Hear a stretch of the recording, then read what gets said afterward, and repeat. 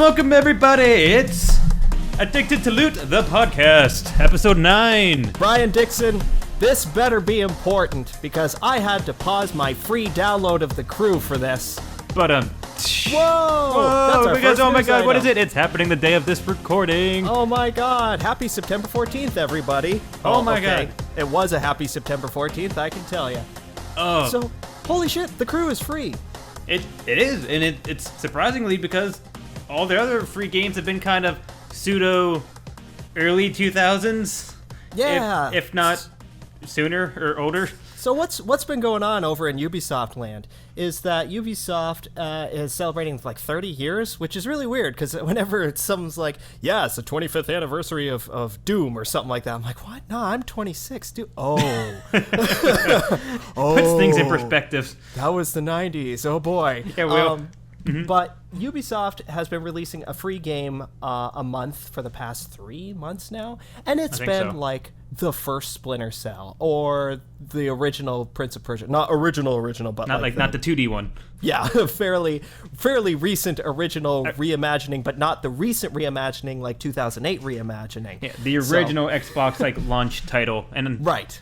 Yeah, the Xbox One, not Xbox the One. You know, Xbox number one. Yes. And they just recently, as in today, released The Crew, which boggles my mind, because that's like still a new-ish, freshly supported game that's got DLC that's coming out very soon, if not already out. I'm kind of incredibly thrilled about this. Yeah, as we spoke about last episode, that you're saying that you tried the beta, and the price tag was high to the point of anything probably above free would have been a little bit outside your, I guess, enjoyment zone for this game. I might have mentioned that, like, I saw it once on a Steam sale, because it was one of those games where I played the beta, and I said, if I see this on sale, I'll probably pick it up, but I won't pay the full $60. And then I saw it on sale for like $4, and I went, And so it's hard to argue with free. The price is good. The price, there's very low overhead when you're downloading a game for free. So, but I liked The Crew enough. I'm actually really eager to play it. Like, I'm looking at the download with anticipation. And who knows how much value I'll get out of it. But again, it's really hard to complain when it's free. Yeah, and this, I mean, if you haven't paid attention to I think it was the last episode of our podcast, that ultimately The Crew is kind of, I would say it's like American Truck Simulator, but with normal cars, and you can just drive around regular roads with certain people just because kind of thing. It's sort of multiplayer, sort of single player. I think what it does is it like zones out the U.S. like, so New England, right, will give you, I don't know, let's say 20 other people who are playing the game at the same time are all sharing the kind of New England instance. Now, it's not like there are loading screens when you drive anywhere, but then when you drive to, say, the Midwest or the Southwest, then it's you and 20 people who are also in that area-ish right now. That's sort of the kind of multiplayer that's going on. And I can't remember, there's a way that you can do multiplayer races like kind of co-op-y, and I think it's like as long as one of you wins the race, it counts as a win, something like that, because it's a crew, right? That's what the crux is. You're part of the crew, and here's my crew, and we're trying to win races as our crew. And I just played it as a free roaming USA road trip simulating game. Yeah, and I think for that, I mean, it gets the pretty graphics part of it down. I mean, it does look nice. We were talking about this before, how I was like, when you told me about this, like, oh, maybe we should play it, and I started rattling off my usual checklist of racing games. Hey, does that have customization? Well, no. Not really. Oh, can you do kind of? Yeah, no, not really. Yeah, so it was basically a big old nope. I mean, you can buy a car, you can, race that very shiny car, you get to drive it around to wherever you want to go, but it's, in terms of, I would say, like, for me, I was coming from it for almost like the Need for Speed-ish, like underground kind of thing, where that's if I had that in the game, I would instantly get it. Like, I missed that level of customization and like ownership of a car. Like, I feel like that's like this golden egg that somehow it was this great thing and it just disappeared. There was this mid-2000s era Midnight Club, Need for Speed, Need for Speed games. 2, Need for Speed Most Wanted. And they just were all like, you want to add like some crazy artistry to your car, go for it. If you want to put in the time of adding decals and moving the decals just so, and you could do some really cool things. Again, ownership, like you said. I mean, rewinding back to my high school Brian, back when all those... I remember him. When all those were coming out, I was not one for the whole character customization or anything else, or really getting into the front end of a game to the point where you'd be, okay, let's play Tony Hawk's American Wasteland. Okay, I'm going to make sure that my part is just right. Tommy, I'm already in the game. How did you create a player? Yeah, I just used a pre-done one. I changed the shirt once. I'm good. But for anyone in the Need for Speed games, I spent hours getting my car just the way I wanted it, playing around with all the different graphics, paint jobs, different types of, brake pads, screen. I customized every single car that was available in Midnight Club 3. Every single one. I said, I'm going to do something to every single car. Now, granted, maybe like 4 or 5 of them were Alex designs. We did switch every now and then. But bottom line being, every car that they put into the game, I put some kind of mark on. And this wasn't even just like, I'm going to add like a flame to it and give it a spoiler. No, I mean, this was like, this car's theme is going to be the car from Greece, It just was like crazy stuff. I loved it. I loved that. I do miss that. I miss having that level of ownership, like I said, to a car. And I still remember, people don't believe me, I will put everything I have on this for Need for Speed Most Wanted, right? Most Wanted was the very first one that introduced like using donuts to break up car chases, right? Yeah. Okay. Environmental damage. Yes. Yeah. But I beat that entire game with my little very first car, Volkswagen Golf. That, oh my god. I know, people always say, there's no way you could do it. No, I played up through the final car, or the final, whoever number 1 was. Yeah, the top the boss. of the list there. I beat every single one of them with a Volkswagen freaking Golf. That, I never had any reason to update the car because I just kept on beating people. So I'm like, well, might as well just keep going with it. And that's really funny. Yeah. I didn't know that. It was weird because I just kept on going with it. And the weird part was, I think that most people didn't understand. I mean, obviously all the other cars have far more power, but the Volkswagen Golf had so much handling that I was just going to say, that one had killer grip.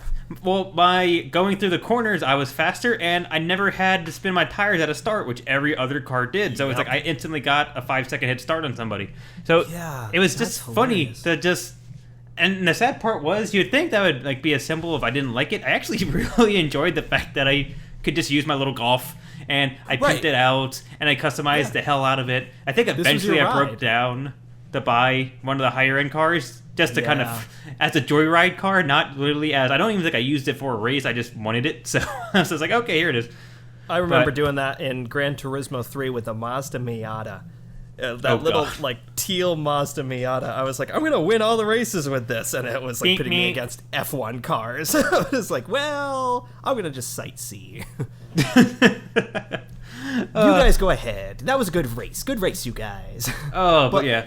And then, the only game, like, in between that I really liked, and by in between, I mean between that era and now, was Burnout Paradise. And that was, like, 2008. I completely forgot about that game. It was, I mean, at a certain level, it was a little arcadey sometimes. But it was just an enjoyable driving game. Like, it knew what it was going for, and that's all it tried to deliver on. So I love that game. One thing I really liked about Burnout Paradise is I felt like I won a lot. It was probably because it was really like, maybe it was easy or something, I don't know. But I just felt like, oh, I'm good at this. I'm going to keep going. And then I remember buying the Need for Speed Most Wanted remake, which is really weird because A, it was made by Criterion, who made Burnout Paradise, and B, it got rave reviews. I hated it. I hated the 2012 Need for Speed remake. Oh my god, I couldn't stand it. Some things are just better left untouched. Well, it like the cars were too heavy, they added realism to it, and I was like, no, Need for Speed, I want to be crazy, I want to be doing nutty stuff. Those games are not meant for realism. I mean, that was back when it was like, all the serious people did Gran Turismo, and then all of our like hip, young, rebel punk kids played edgelords. Yeah, played like Most Wanted because man, we don't need that. We don't need like that white collar driving game, yo. I'm on the run from the Po9. Yeah. So I mean that I think you hit the nail on the head. There was no place. I mean, and the funny part was Need for Speed made a realism game. I mean, Pro Street, they made a game purely like, you know what, we should probably give our racing fans honest to goodness racing simulator. And I despise that game. I hated that game to the point I don't know. It was just I could do. And I know people who were like, finally. You know, I know, my kind of game. It's so funny. I just couldn't get into it. It was like the only thing I completely maxed out my drag racing. Like I beat the utmost boss in drag racing and then put the game away to never touch it again. Like that was the only thing I liked about the game. And it was just kind of, I don't know. It was I think it was just I just always want the next revision of Underground, and like that's all I want. So it's like just keep on revving that out every few years, and you just get my money. I know that they made a new Need for Speed recently, and it was just kind of like it was passable. So I have a demo of it actually on Origin. I've never played it. It's like you could play for an hour or something like that.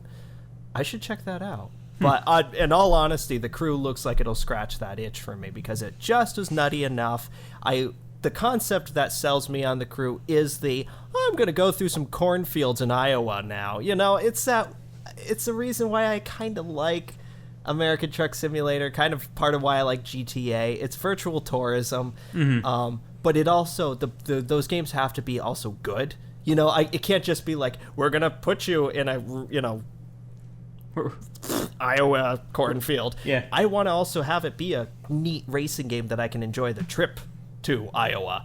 You know, exactly. No, I definitely. It's kind of a weird effect of like, oh, I'm driving around New Hampshire. Now I'm driving around Vermont. I live here. This is crazy. You know. Yeah, so if you have a PC and you have a Ubisoft account, hey, you could get the crew free for this month, and hey, maybe you like it, maybe you don't. Tell us what you think. It'd be interesting to hear other people's thoughts on this, just because I'm definitely a type of person that does not do well with virtual tourism for the most part. Very, very few games ever got me to that point. So I would be interested to see what everyone else thinks about it. So yeah, I'd be curious. It's almost like when they do something like this, they should have a second wave of reviews. Like, and I know Steam kind of does this. They have like recent reviews. Yeah, you can always add your own. But it would be interesting if it was like, okay, games journalists of the world, what if this game launched for free? You know, yeah, would this have had a different reception? You know, it would it would be an interesting, because sometimes some people would say like, man, I don't think the game you got for $60 was really worth the $60, but maybe if I got it for $5, it's actually a pretty good game for the money I just paid for it. It would be an interesting take to see how people's opinions of it would change. I mean, it's so weird. It's so weird because I go through that, when Shadow Warrior comes to mind, when that finally hit a Steam sale. I remember seeing, this is sort of it working in reverse, but I remember seeing good reviews of that when it came out and thinking like, oh, that'd be neat. And then playing it when it came out for $4 and be like, I would have paid $60 for this. This is great, So it's funny how it can kind of run both ends of the spectrum. But yep, that's a thing that's out now. Yep, let us hear what you have. Maybe even let us know your first car. And if you like the cornfields, hey, let us know. Thumbs up, 2 thumbs up for cornfields. Also reiterating from our last episode, I believe, as a reminder, the remake of Bioshock, or the remastered sets, come out September 15th, which at time of this recording would be tomorrow, so you'll hear this, and it will be yesterday. Yeah. So that's kind of like a Bioshock twist in itself. We live in a universe where they aren't out yet, but our listeners, they're already there. Bum, bum, bum. There's always a lighthouse. There's always a podcast. So if I'm excited for this. Yeah, because I think you just needed to own the games to basically trigger the remasters. Allegedly. And then if you wanted, the only thing you really had to buy would be Infinite Remastered. I think was the only one you had to actually pay for. I think what it is they aren't remastering Infinite. So it's really? basically one. What they did is there's a Bioshock collection. Maybe that's what it is. And that will include, I think that's like a physical copy that includes the remasters. But if you're on Steam or I guess maybe on consoles as well, if you own, say, Bioshock 1 or Bioshock 2, there will be a remastered version as well. Do you think it's just going to show up as like a second game, or do you think it's literally... I think so, because Divinity did that with their enhanced edition, Divinity Original Sin first came out. Actually, I went through a long period in early access. Then it came out, and then they had an enhanced edition. That's like now the original one is Divinity Original Sin Classic Edition. And then there's Divinity Original Sin Enhanced Edition. And then, of course, soon, Divinity Original Sin 2. So, yeah, not to be... I hate how they name video games. Not confusing whatsoever. But, yeah, if you have all those games, check them out. Yesterday, I guess, would be the correct tense in this point. Let us know what you thought tomorrow. Yeah, maybe see if it's worth it. I might break down and replay the very first one as a remaster, just because that's when I really started to love Bioshock. So I definitely am, because I never personally beat Bioshock 1. Crazy, I know. But yeah. It was one of those, I played to the Andrew Ryan twist and never finished it. Oh, the Would You Kindly? Yeah, and so I got the Bioshock 1 effect. Man. And of course everyone's like, yeah, and Atlas is kind of a shitty way to end the game, and it's like, oh, okay, well, there's no real reason for me to finish it. But, I don't know. And I never actually played 2. Surprisingly enough, neither have I. I went from, I loved Bioshock 1 to, like, I raved about it. 2 came out, I'm like, yeah, I'm just not going to do anything with that. And then Infinite came out, I'm like, yes, Bioshock all over again. So I might actually maybe play the second one, because I heard, like, I loved Bioshock 1, and I heard kind of mixed things about 2 from different people. That was like, if you enjoyed the universe and just kind of the play style, great, but it wasn't like it was another story-filled experience like the very first one, like a good narrative. So that's kind of what turned me away from it, because I was like, it was cool, but I really played it for the, the story of the main character in the world, and like how the hell he got there, what's the twist going to be. So, I mean, I might actually maybe give 2 a shot as well. As far as I'm concerned, that's all of it to me, the narrative, because I've said before on this podcast how much I really don't like Bioshock's combat, except in Burial at Sea, when it became a stealth game, and you're using a crossbow and, kind of basically ignoring the plasmids and stuff. Oh, it was so great. It was so good. Well, but the main Bioshock thing, I don't really like. Well, I mean, I the same thing I said about Infinite is the thing. I had the same effect on the first one. Was I had, I think, they weren't called plasmids, but I had one or two powers I used, and a crossbow. That was it. Like, I think it was called, like, the bolt or screw bolt crossbow. It was like basically a one-shotter. If you hit anything with it, it was a skill shot, but I always used it because it was quick. I wouldn't say it was easy, but I enjoyed using it, and I used one or two. I think I used the freezing power, and maybe one additional one that would stun people, and then I would just shoot them with a crossbow and just kind of move on. So I didn't do the whole like experience and experiment with all the powers and all that thing. But I think what they ultimately want people to do, I just wasn't driven for that. I actually, my very first experience ever with Bioshock was, I remember we bought it in Littleton, later in the day. So by the time we drove home, it was Walmart probably or GameStop. What? Walmart or GameStop? I don't think GameStop was there at the time, so Walmart. Oh my God, this is way back. Well, I mean, think about when Bioshock 1 came out. I mean, 2007. Somewhere, I don't know. I think it was even before that, but who knows? And oh my God. I remember getting back about 9, 10 o'clock, and I always have that brand new game effect. So I'm like, I want to unwrap it and play it now. So I pop it in. I go through the very first cinematic. I get into the city, and everything's like kind of wet and drippy, and things are leaking, and things are like kind of run down. I'm like, oh, that's cool. And then as I'm walking through, the very first time you encounter anything, it's purely a shadow that walks across a wall. I don't know if you haven't played it, so obviously you're not going to remember it. But so you walk in, you're going through this big kind of open area, and the whole one wall looks like has a bright light from like an outside city light that's going through all the windows.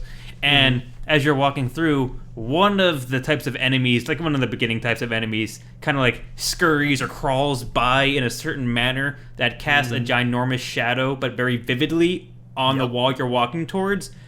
I flipped shit so much that I instantly shut the game off without even saving it, because it was like, it was in the middle of the night, I was alone, and I'm just like, oh my God, and I just shut it off. And like, it's really funny you'd say that, because I remember when Bioshock came out, I didn't know it was like kind of a horror game. Neither did I. It was a big surprise. I mean, I had to go down, change my pants, come back upstairs. God. So, Yep. And then the next day, I try to I'm like, you know what? It's the middle of the day. There's light everywhere. There's birds chirping. I'm fine. Splicers can't I'm get me here. safe. I'm good. I lock the doors. I'm fine. It's nothing can get me now. And then it was funny that all those little jumpy things at the beginning still freaked me out a little bit.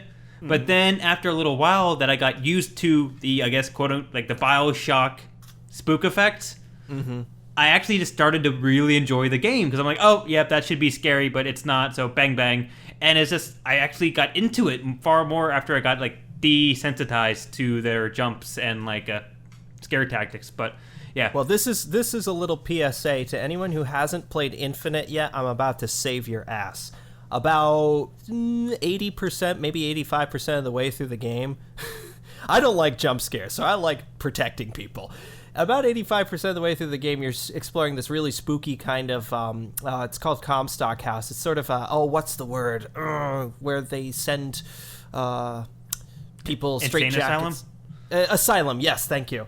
You're sort of exploring an asylum, and there are these creepy, things wearing George Washington masks, and there are these things, oh god, Boys of Silence, right? Yeah. And they've got giant horns on their head, and you're trying to avoid them. They're basically walking alarms. And you're going about your business, and eventually you look at a screen. You're looking at a surveillance camera on a screen. And you turn around, and the game has not been really a horror game. There is actually a funny moment where a light turns on and a wheelchair rolls towards you, and it's almost like, that, you guys, kind of a nod to horror game and horror movie tropes. Haha, that's not spooky. That's been done so many times before. And so you're looking at this screen, and you turn around, and there's a Boy of Silence directly behind you. And it just goes, wah! And it's essentially the only jump scare in Infinite. But because it's the only one, it was so effective. I almost had the same situation of you, just shutting the computer off, going to bed, running away, changing my name. No, not again. But and it just was it was almost like they were doing a little bit of a nod, because Infinite ditched the horror aspect in favor of unease instead, psychological. Yeah, it was more horror. of a psychological game than I'd say horror. But yeah, it's really funny, because I had a similar experience of just that revelation of, Bioshock is scary, Yeah. I thought it was, I guess, I don't know, just an action game. Yeah, I mean, before I played it, that was my perspective of it as well. When I read all reviews and things like that, no one ever really mentioned the fact that it was supposed to be on the horror, I would say, spectrum. Yeah. But yeah, I would just say definitely the first two have their roots in horror. Infinite, I would say, is definitely far more like a psychological thriller than anything else. Yep. But it still every once in a while has the jump scare effect. I wouldn't say true horror, but kind of the jump scare, like you said. Yeah. But exactly. Both, I mean, at least the first one and Infinite are extremely enjoyable. Maybe I'll, if I ever play the second one, I'll have a better opinion on that. But I did like the first one and Infinite. So if you have them, great. They're going to be remastered and released yesterday. So if you decide to load one up, let us know just how you like the remastered. Is it really all that noticeable, or is it just kind of like, oh, it's kind of less screwy? Yay. So that's yesterday. Go check it out. Let us know. We're looking forward to how that was. Yeah, definitely, because we're too backlogged to really get into old games right now. Yep. So you'd be doing us a favor, and guess what? You'll have a call out. Dun da da da. Oh, you'll be famous. Hey, what else is happening this weekend? This weekend, oh my god, it is the For Honor closed alpha that we only figured out because you got an email one time. I got an email. Thank God I checked my email. I just remember going, like, in the middle of my day, getting a boink, Facebook message. Did you get the closed alpha notification? What do you mean? Oh, I got an email. Let me check. No, I don't see anything. Oh, it was in my random spam kind of promotion folder in Gmail. And I'm like, I got it too. Oh my god. So that came out of left field, but For Honor. Your boys are in the alpha. Yeah, so I think it's basically if you had a profile already, you might want to check your email, because I think almost anyone that had a sign up prior to this week, it seems like almost anyone got it. So If you don't have it at the time of this recording, well, then you're probably screwed. Yeah. But for anyone else, I would like to make an announcement of I'm currently downloading the closed alpha or preloading it as we speak. And I did too. as I loaded it, I have this thing that says invite up to 3 of your Uplay friends to dive into battle together. Meaning, I don't know if do I get to divvy out closed alpha invitations. I think so. If I do, and if we do, the very first 6 people that don't have Uplay that leave a comment, send us an email, or even tweet us, guess what you'll get? You'll get one of our Addicted to Loot Uplay invites. So, holy shit, this is technically our first giveaway. Technically speaking, it's our first free giveaway for something that you could have already had. But well, yay, go us. So, I feel like we're on the inside. Let us at Addicted to Loot hear, hey, I won an invite, and you'll get an invite. So, snap a picture of your receipt and get $30 off your next purchase. At no, the just Addicted kidding. to Loot Studios. Once we start selling things, you'll get one. So yeah, that alpha's this weekend. I'm really looking forward to this one, and I was actually thinking about it all kind of today in terms of keyboard versus mouse, gamepad. I almost would expect to go gamepad with this. It does look gamepaddy. Yeah. I think. I mean, it is Uplay, so they're going to be making it with I think a gamepad in mind. But yeah, if anyone has kind of a melee PvP, kind of almost like pseudo Dark Souls kind of PvPing experience, For Honor I'd say is definitely going to fit that mold. It's we spoke about, it's kind of like the single player definitely functions like Dynasty Warriors if you've ever played it, where it's really you versus the environment versus the occasional general units, and you're just kind of going through filling out checkboxes and slashing people all to hell. But the PvP, which I like that. Yeah, that's what appeals to me even more than the multiplayer duels. Yeah, I really, like I said, my first hesitations with this was that the story might have got too repetitive, but after watching, I think, 2 story missions now, I'm excited for the single-player story, especially since it does let you play all 3 of the playable races, which are Samurai, Knight, and Viking, which have no historical accuracy to them at all, but they started this game going, hey, we know it's not historically accurate, we're not going for that, we're purely just trying to make a good game. So I can't wait till they announce the Aliens DLC. Yes, Samurai, Knights, Vikings, and Martians. Raise the gates! Oh, they're just lowering a ship. Well, they come in peace. Crap. Oh, well, I guess we surrender. But unfortunately, I'm not going to be around much this weekend, but I'm hoping to play, and especially to get in some time with you, Brian, because I know that there's 1v1, but there's also, 4v4? It's at least 4v4, and each one of the playable races, I think, has a light, a medium, and a heavy variety built into it, and there might be a 4th one as well. So not only do you have 3 playable races, only 2 of them first off at a time, but then you also have the option of being the really quick, agile one or the big tanky guy. So each one has its own little flavor to being built into it. I think it's the Vikings are all attack, very little defense. The Knights are the exact opposite, almost all defense, and the Samurais are kind of like the happy medium, from what I've read. So yeah, I think that's a pretty good assessment. Yeah, so I think everyone could have, you can mess around with each race, figure out which one you like, and then just kind of go with it. I kind of want to do the Knights purely just from, I always wanted to be a Knight standpoint. I'll probably try all of them, but that's the one I'm most excited for, either that or Samurai. I find it hard to go between the two, but I definitely think I'll do Knight first and foremost, depending on what the alpha is. I think the alpha is I think it's only PvP. I don't know if there's actually story involved with it. So, or if there is story, it's really limited. It's probably the very first mission, maybe. Yeah. But it's cool because I probably would get more on with the... it's hard to say. The 1v1 does sound like it would be fun, especially if you get to know your way around a character. Okay, I like playing as the light knight or the light samurai or something. I feel pretty good with it. I'm going to go challenge a single person. We can have we could record the Addicted to Loot 2v3 or something like that special for pay-per-view. It's Sunday. We're gonna breathe the pain.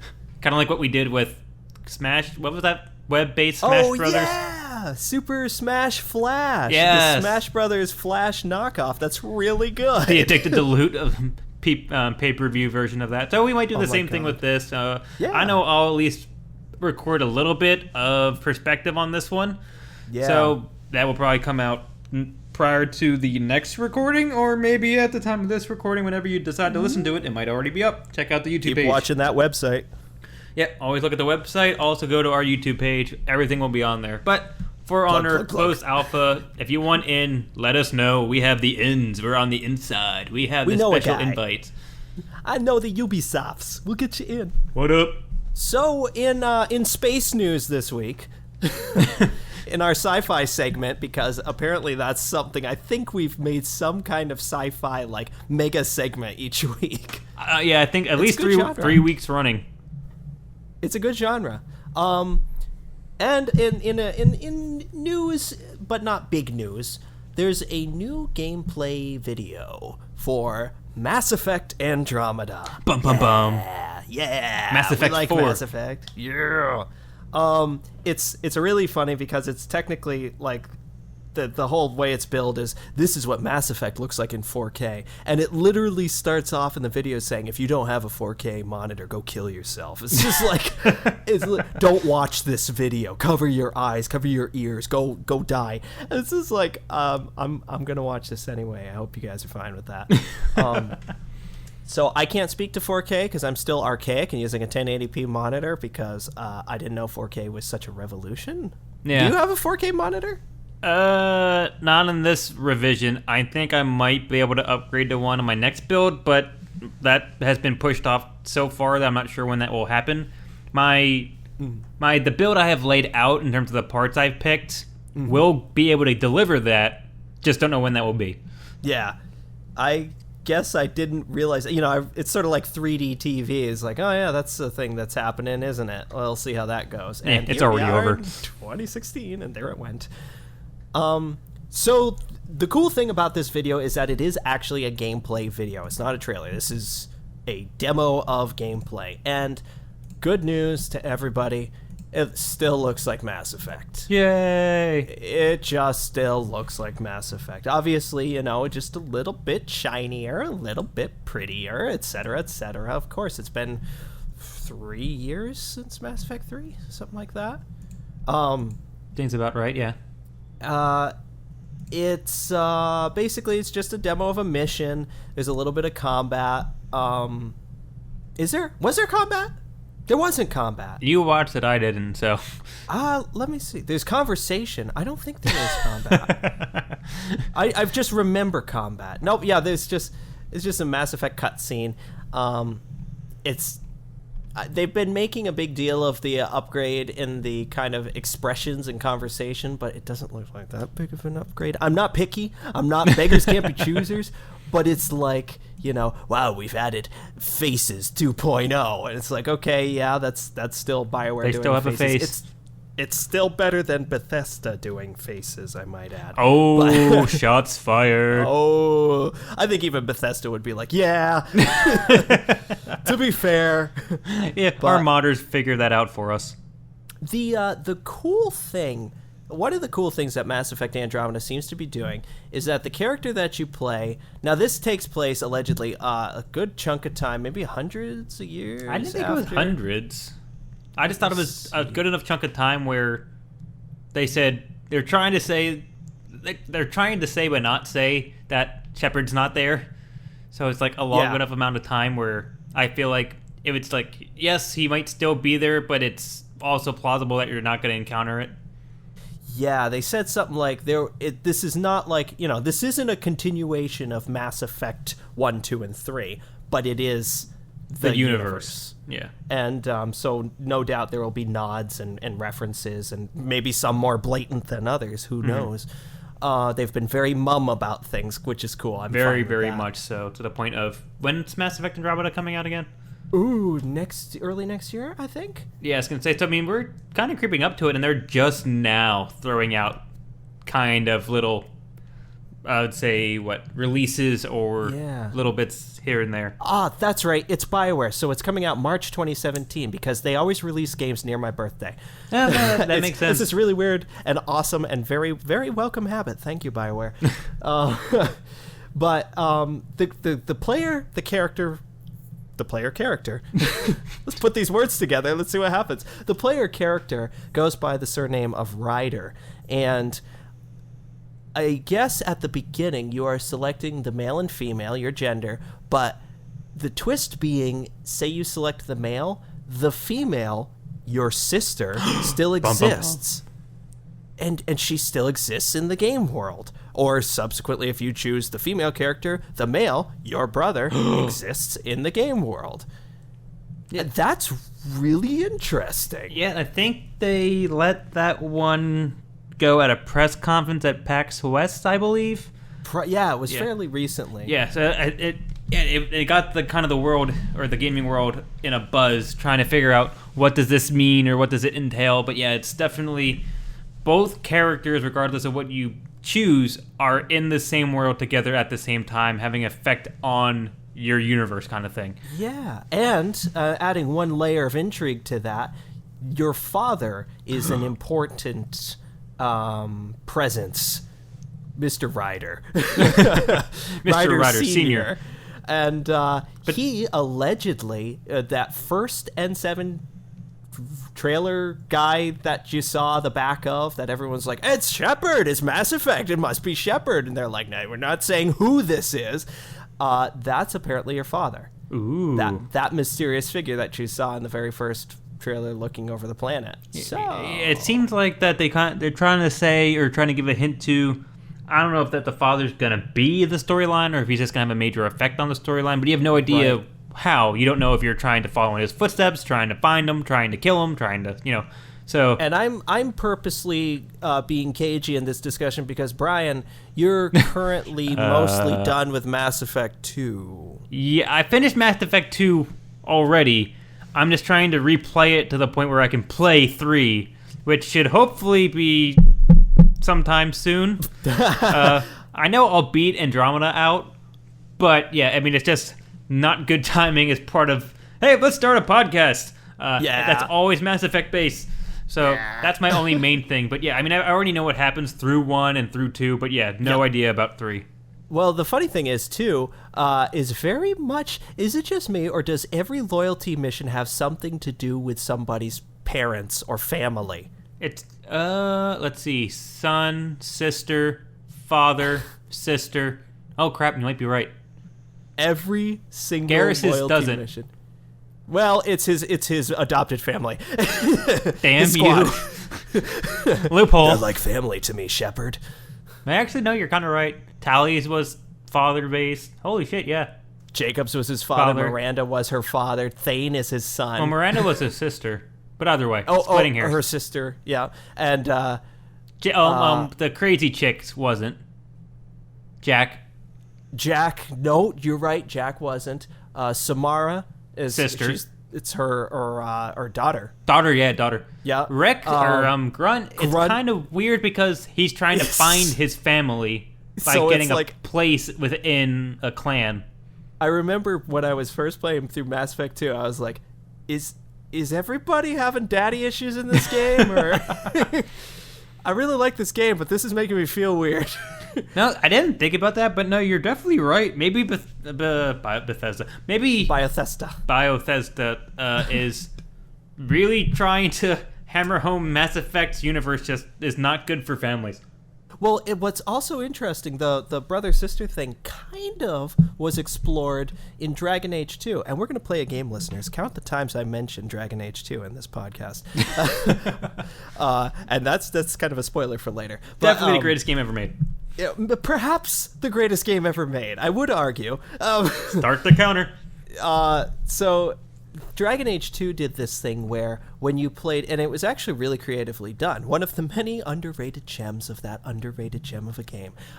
Dragon Age 2, when you played as the warrior Hawk or the rogue Hawk, your sister was a mage and your brother was a warrior.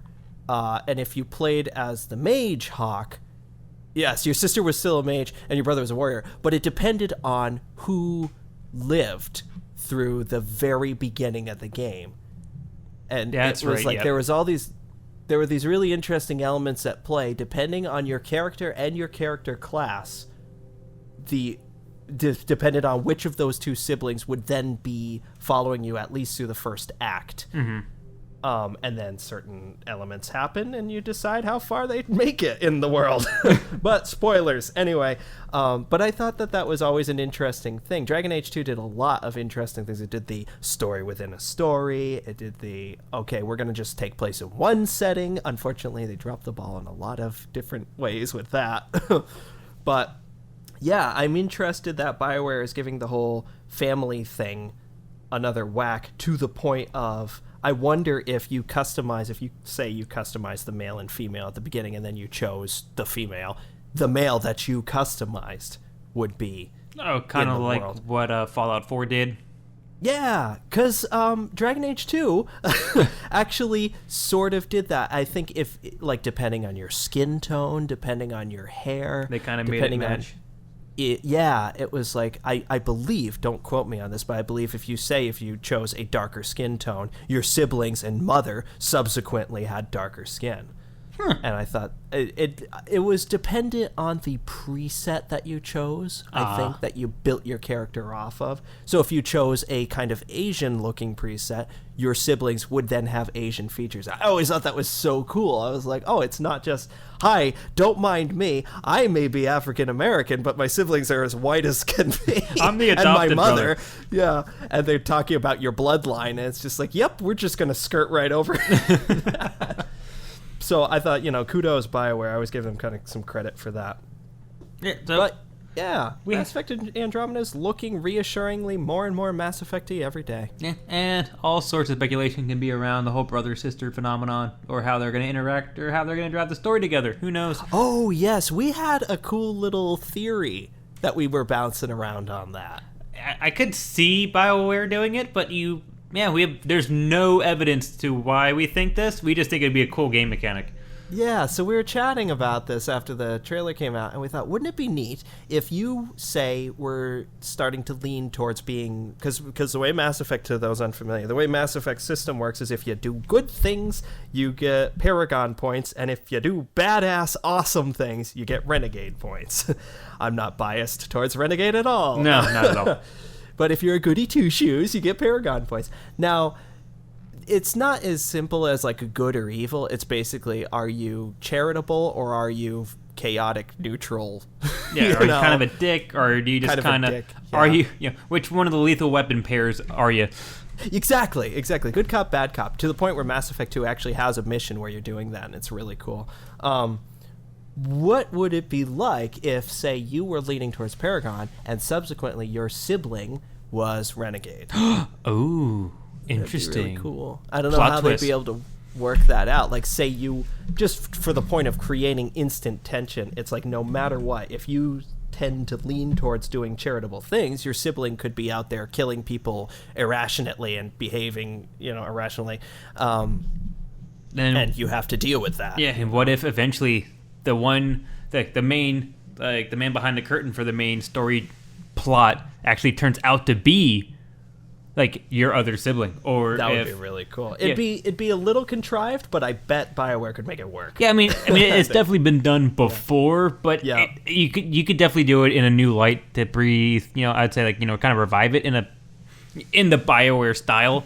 I would say, but it would kind of be a cool thing. Or even if like you're trying to fight a power or do something, and then your sibling either turns to the dark side or even becomes, you need to come with me, you need to do this with me, or we're family, we need to stick together, and you have to make a decision. Isildur, throw the ring into the fires of Mount Doom. And you have to make the decision of, they're my family, I can't turn my back on them, but I can't also do this with them, I can't go to the other side. So it's like, do you turn your back on family, or do you stay true to your principles? And it's like, bum, bum, bum. Oh. And that is not in any way unfamiliar territory for BioWare. They've done wonderful, agonizingly difficult decisions before. Oh, yes. I mean, even in who do you let Mass live or Effect die? 1, you have to choose between, Jacob or what's her face? Caden and Ashley, Yeah, or Caden, yeah. So, I mean, they've definitely done it before. I could see them continuing that kind of trend. It's almost like they've almost dug their own hole in that people want that. It's sort of like Bioshock, right? Bioshock Infinite had to have a twist that was on the level of the Would You Kindly. And so now BioWare is like, well, okay, every game's got to have some kind of agonizing this way or that way choice. Yeah, I mean, I would say, but Mass Effect 2 I mean, I think it sprinkled on little ones as you played, but there wasn't like a major one. Yeah, really, you're right. There isn't. It's really one, and I would imagine 3 might have some choices like that. Just hypothetically. Hypothetically speaking. Here's the facts. 1 definitely does. Let's just leave it at that. No, but you're right. By comparison, 1 versus 2. 2 is more, how do I deal with this situation, rather than who lives or who dies. Yeah, but it was always this kind of, you eventually morphed your shepherd into fitting a mold of, like you said, is he more of a renegade? Is he more of a paragon? Is he always one but kind of skirts into the other one depending on the situation? I think it had a little bit more of a role play, but... Oh, actually, there is a live or die choice in Mass Effect 2, but it's not a major one. What's her face with her daughter? You choose between them. Oh, yeah. Samaria, whatever her name is. Samara and Morinth. You get to choose between them. I wouldn't say it's like a major story impact. All it does is affect on... No, but you can actually argue either way, like, oh, but if I kill her... Yeah, I think it's more of it affects your crew, but it doesn't affect the story. So I wouldn't say it's major, but yeah, I mean, Mass Effect 2, they definitely sprinkled... Every single mission has Renegade and Paragon choices as opposed to one big one. So it's like you got to play it out as you went as opposed to really putting all your effort into one big choice. Can we just talk about how great that one moment is? I think it's on Thane's loyalty mission. I usually tend to lean kind of Paragon. One of my problems with Mass Effect, just a short side tangent, is that there was never kind of a middle ground option. You either really had to go Paragon or had to go Renegade. Yeah, you couldn't be neutral. And like certain dialogue options were locked behind being, okay, you're not 90% Renegade, so sorry, you can't choose this. And like, oh, but I'm like, ugh. But how great is that one moment when you're at the tip top of a tower, you're on the top of a windy skyscraper, just at the edge of a ledge, and you're trying to rough this guy up for some information, and he's just being a real dick to you, and he says, I've got nothing more to say to you, and you get a Renegade interrupt, and if you choose it, you push him off the tower and lean down and go, how about goodbye? And it's just the dumbest thing, and I love it. That was one of the ones I did. I also mostly played Paragon, but that was one of the ones where I'm like, this is fitting to what I would want to do, but I did not expect them to just kind of like, boonk. I mean, this was just straight up like, you're just waiting for the CSI Miami. Yeah! Right after that. Well, I also like when you very first go to pick up Garrus and the guy's like tinkering, I need to get this attack drone up and running. I don't really know what's the problem. And you just kind of look down at like an electrical like taser. Yeah. It's like one of those funny moments. You look down at the taser, you look at his back. You look down at the taser, you look at his back. And you just see like the wheels turning in his head. And you get this Renegade mission. I'm like, okay, fine, I'll click it. You click it, he just grabs it, buzzes the hell out of the guy and just goes, you look like you can use a nap, and then just like walks away. There are certain ones, that one being a prime example, where it really lays on heavy, that Renegade option, because sometimes it pops up sort of like as if it was imitating like impulse. Yeah. Like, oh my god, that guy's pissing me off so much, I'm just going to punch him. And then it pops up and goes away. But that's something where it just hangs there for like a solid minute of like, we want you to do this. It's gonna help you later on. Should I electrocute this guy? Do I want to fight this thing or don't I want to fight this thing? Yeah, I don't want to fight this thing. Yeah. It's so funny. No, that game has some great sense of humor built into it. That's one thing I really like about BioWare in general is that, and you know, not to compare it to other games, not to say that other games don't do this, but I just think that there's something really sharp about BioWare's writing.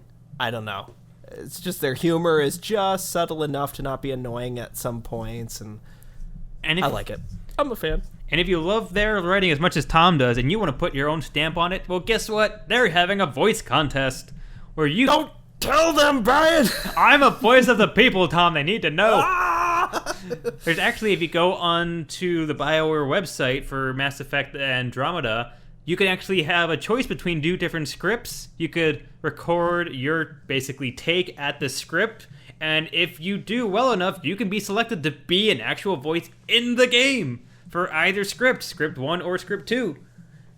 Didn't they do this for Mass Effect 3? I think they did this for Mass Effect 3. Yeah. So I know that BioWare have done this before.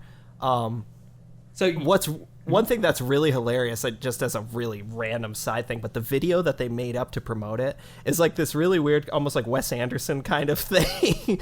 It's completely out of place for Mass Effect, but it's like, hey, do you have a tape recorder? Then you can participate in our Explorers Wanted BioWare contest. It's really funny.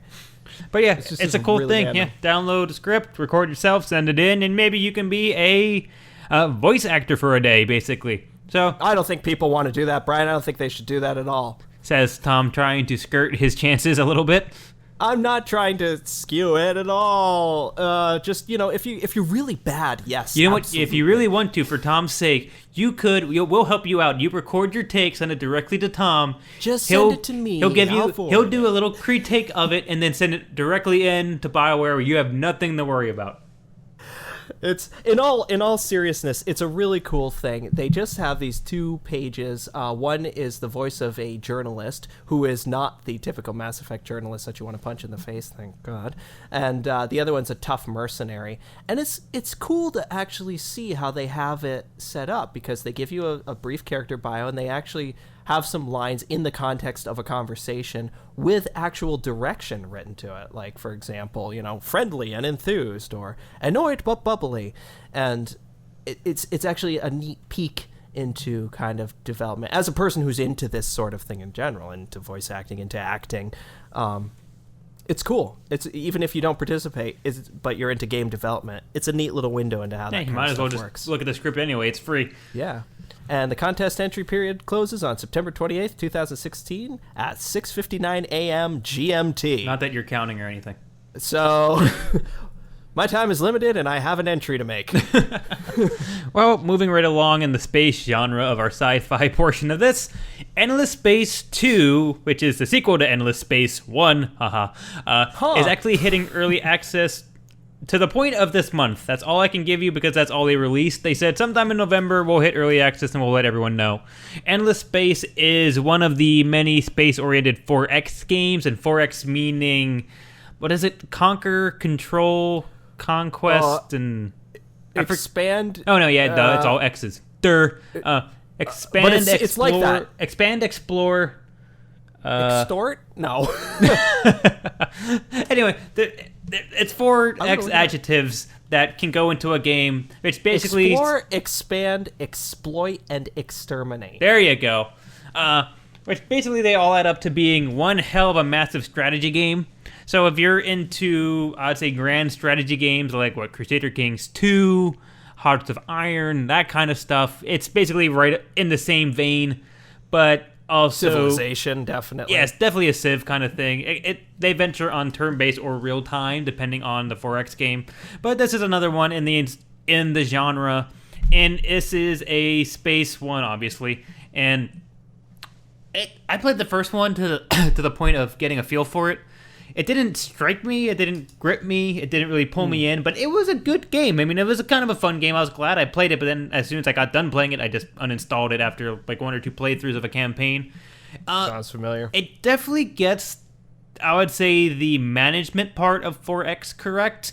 Because the way it works is each one of these systems it's made up of planets. Some of them are inhabitable, some of them aren't. So you click on a system, all the planets pop up on a side-to-side kind of 2D, and then you can see like, okay, well, when you first inhabit this zone, you're on this planet, so then you start to like upgrade and like manage that planet, then you can slowly, build another expedition ship and go over to the next planet, and the next planet, just keep on building out that way, but at the same time, you could then go to other systems that are composed of randomly generated planets, so on and so forth. There could be one system with nothing but like 4 or 5 extremely profitable resource planets, and then there could be one where it's like 2 planets, one's nothing but lava and one's nothing but ice, but you can get research. The Star Wars effect. Yeah, exactly. So you can get but you can develop research to inhabit them eventually. So they definitely do get the management point right of it, and they also, like, the research part is very complex and very drawn out depending on the race you're playing, and because some of them can be extremely exploratory, some of them can be very civil, some of them are just all war and upgrades to their ships,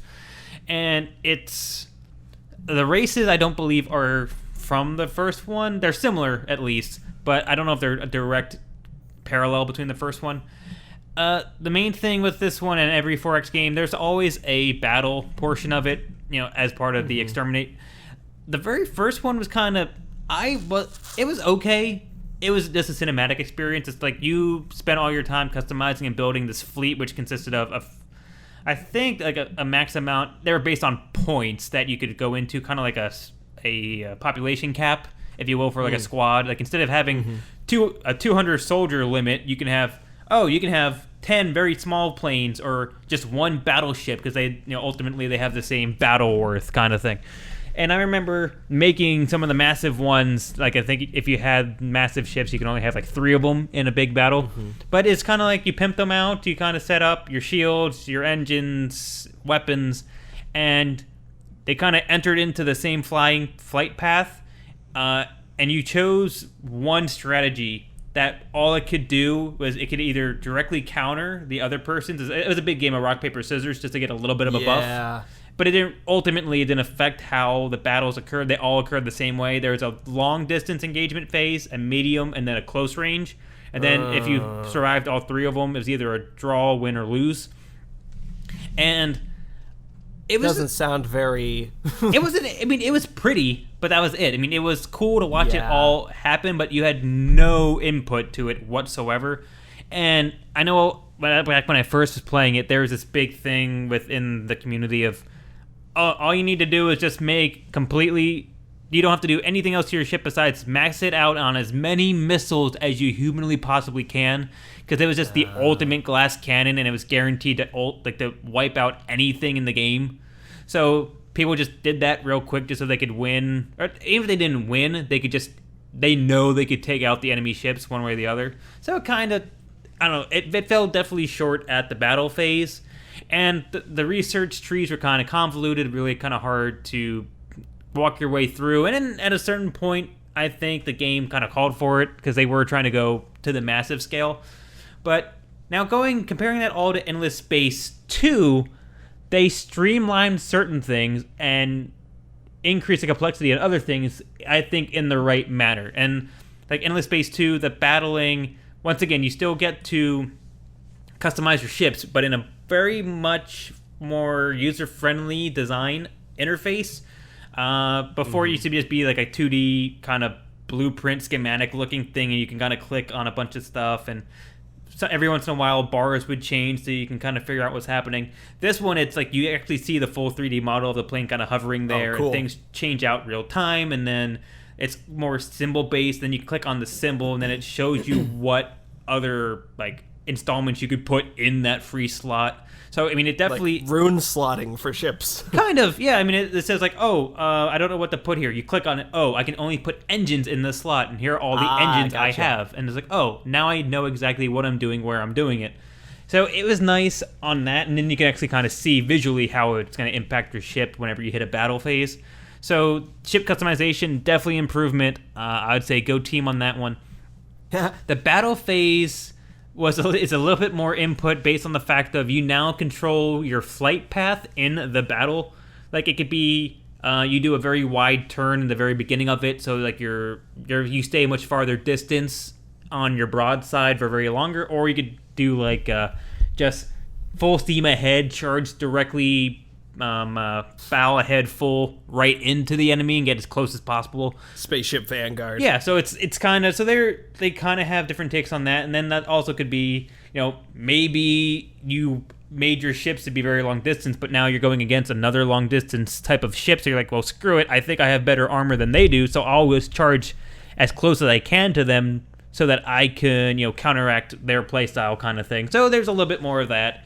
That's kind of cool. Yeah, I mean, it definitely is better. It sounds better than what you described the first one. Exactly. I mean, it definitely is better than the first one, and the combat's the same way, though. You just kind of watch it happen. But yeah, the cinematics and the camera work that's kind of predetermined when you go into this, I would say is a lot better. I mean, before, like, all the missiles look the same, all the cannons look the same, all the, I think, like, grapple guns kind of look the same. This one, at least... everything kind of has its own little feel and flash and animation to it. So their battles are definitely, I'd say, more entertaining to watch. I don't know if they're, like I said, I don't know if there's tons more strategy to it, but... Well, do they play the combat side of it up to be, like, for lack of a better word, an essential element of it? I wouldn't like a say reason why so. you I play would it? say that they make it as a big 4X strategy game with combat. Okay. So because that's sort of like what Civ is like. Whenever I play Civ, combat usually takes a back seat. And I've never played it as almost like an RTS or a turn-based strategy. Rather, it's been like I build a standing army and keep them at the ready, defend if I need to, but it's never a focus. I never assault or do sieges or anything like that. So yeah, I mean, and I think it's kind of the similar thing. It's mainly focusing on planetary management. yeah. I'd say planetary management, race management, empire management, research management, and all these things, all the things that used to be overly complex and just had too many layers to them, are now more streamlined, but in a good way. Like there's still a lot of options, but they're presented in a much more user-friendly manner. So it's a game that when I watched, they actually released a 40-minute live gameplay video on PC Gamer. We'll have the link in the description. It was a fun thing to watch, and I definitely was like, man, this is much better than the first game. But it was only like good enough so that it puts it on my radar. It wasn't amazing enough to be like, I'm gonna go out and get this game the very first pre-access chance I get. So I think it's for people who like grand strategy, maybe 4X. I think it's gonna be a nice little installment in the genre. I just don't know. It's one of those things where like I probably would wait a little after people can start getting their hands on the full release game, because I don't think it's gonna be good enough to get the pre-access. But I don't know. It's a game to keep an eye on. I think it's worthwhile. I have such a weird relationship with space 4X games because like I've never actually played. I've got on my wish list Gal Civ 2 and 3. I've got Master of Orion. They just released a new kind of edition of. I think I have the first Endless Space because that's got like a 9 out of 10 rating. Yeah, on the first Steam. Endless Space got tons of good reviews. It's just I don't know. It was a well put together game. I just couldn't get into it. Well, and you at least bought it and tried it. Yeah. I've looked at these games and I look at them and I'm a big fan of 4X games, but I think the idea of it being a space game doesn't sell me on it. For me, I come from the Crusader Kings 2 and Civ school of thought. Why I like Civ actually is because I really liked Rise of Nations. Yep. And Rise of Nations I really liked because I was able to simulate World War II, basically. I think I may have told this story on the podcast before, but all of 10th grade, you'll remember this, at the very beginning of 10th grade, I got Rise of Nations, and I said, I'm going to simulate World War II. And so I created 6 armies. I created the Axis, and I created the Allies, and I was playing as the U.S. I played that game on and off throughout the entire school year, and come March, I think it was March, maybe April. It was so close to the end of the school year. I finally won. And it felt so great. It was so grueling because Rise of Nations, like Civ, could simulate the entire lifespan of, I guess, mankind's development. You start off as not cavemen, but very early settlers, and then you build up to the modern age. What I did with this is I locked it into the just immediate post-industrial age, so everyone, when they went into combat, was forced to be World War II era biplane technology kind of stuff. And again, by creating the land masses and creating, me and England and Russia versus, all that, it was this really cool singular experience. Again, recently, Civ, I know I did mention this, I had a Game of Thrones craving, so I reinstalled Civ 5, downloaded Game of Thrones mod, put an entire Friday into it, and then uninstalled it after. I love these games when I'm playing them, but then I never want to go back to it unless I have that massive inspiration to. And so, like, I look at Gal Civ, and I'm like, that could be fun, but could be doesn't cut it for those games for me. Yeah, and I just haven't. I've always been craving a 4X game, like a good one that actually just grip me into it. And like Sins of a Solar Empire is like really the only RTS version of a 4X game, and I think that's the one that has a great Star Wars mod, right? Yeah, I love the Star Wars mod. Yeah. Absolutely amazing Star Wars mod. And I like that game a lot, and it's probably the one that stayed installed the longest for me, but it's still... I'm still looking for one that really do something to pull me in. All of them kind of do their own little thing really well. And like you said, all the games that you just listed off on your wish list, they're all the big names in the genre right now. But I look at all of them and I look at the reviews and I look at the videos, and all of them do well in their own right. It's just not enough to make me go, yeah, that's mine. It's all kind of, I'll put this on the back burner, and maybe if I want it tomorrow, I'll get it. But then I'm always like, I don't, maybe there's a better one coming out sometime soon. And it's like, so it's just, I'm just, slowly waiting on it. But Endless Space 2 looked like it could be another good installment in the series, in the genre. Don't know if I'll ever get it, but it looks promising. I mean, there's been a bunch of them that have come out. It's funny that you mention a series, because what I really do like about what the Endless games are is that there are endless games. So there's Endless Space 2, but there's also Endless Legend and Dungeon of the Endless, and they actually are all in the same universe through like different periods of time. And they're tied together. Dungeon of the Endless, I can't remember what it is, but Endless Legend is more of an RTS, or turn-based strategy, I guess. Turn-based. And it's sort of fantasy-ish. And they all, again, there's a way that they all associate. Like one takes place on I think Endless Legend takes place on a planet that is in endless space or something like that. And it's really cool. That's a cool concept to me. But of all of them, Endless Legend is actually the only one that's really jumped out at me. And even then, it's like, yeah, but not enough. Same with me. Endless Legend is the one I always come back to every month or every few weeks. I always go like, you know what? I'll look at Endless Legends again, and it's like it's been living on my wish list, but I don't know if it'll ever actually come off of it. Yep. And it's sort of like going back to The Crew. Like, it could show up for $4, and it's like, yeah, I could, or I could get a sandwich. And when that's your justification, that basically says to me, like, okay, I don't really want this that much. There's plenty that's out there right now that I do want and do not have the time to play. Exactly.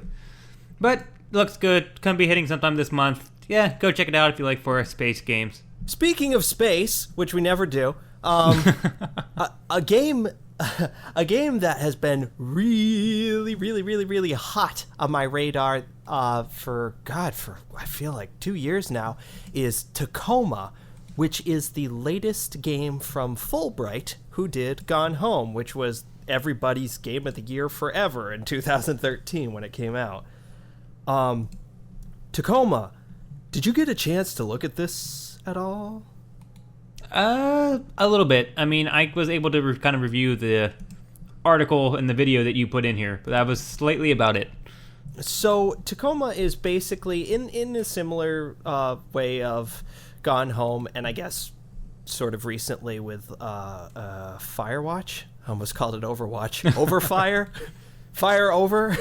Is that what the game is? Fire Over? Yep, fire's all clear. It's an explory walking simulator game, which, call them what you will, I love them. Give me my walking simulators. Yum, yum, yum. Deer Esther, things like that. You are exploring a space station, and seemingly nobody is on it. Well, surprise, surprise. But you can access the logs on the station. And when you access a log, it's not just going to play like audio for you. It will also play out holographically, kind of, what happened in this log, in this recording, and whatever. Sort of like real-time augmented reality security footage, if you will. And it uses color coding for the characters. There's kind of this low poly character design, enough that you get these cool distinct shapes. Like one woman is obviously an overweight woman, and there's like a really tall guy and stuff, but it's the handful of people who are on this space station. And as the 15-minute gameplay video plays out, you pretty quickly realize that something went wrong, and there seems to be a little something going on with the AI. Surprise, surprise. It's got all the tropes. It's got all the earmarks of everything you want out of your typical sci-fi adventure about people in space. And it's using those security footages for puzzle solving in some interesting ways. So you can go back and scrub through the security footage in real time, walk around it, see what's going on, rewind, go back, view it from a different angle, maybe hear a different part of a conversation, go see, oh, there's something going on in that room over there. Oh, that room's locked. How do I get there? Well, at some point, someone enters a number into, oh, this keypad hidden behind in this drawer or whatever. And, oh, okay, the password for the keypad is in a bookmark in her room.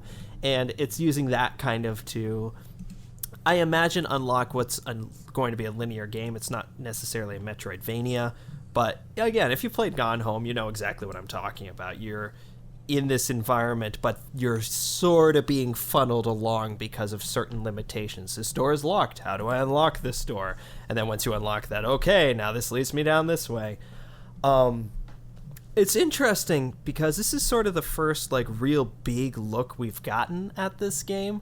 And when they first announced it, they had this mini, I don't know what to call it. It wasn't even like a tech demo. It was sort of just a little bit of an environment, and it says Tacoma, and gave nothing away. Just, okay, what a cool looking environment.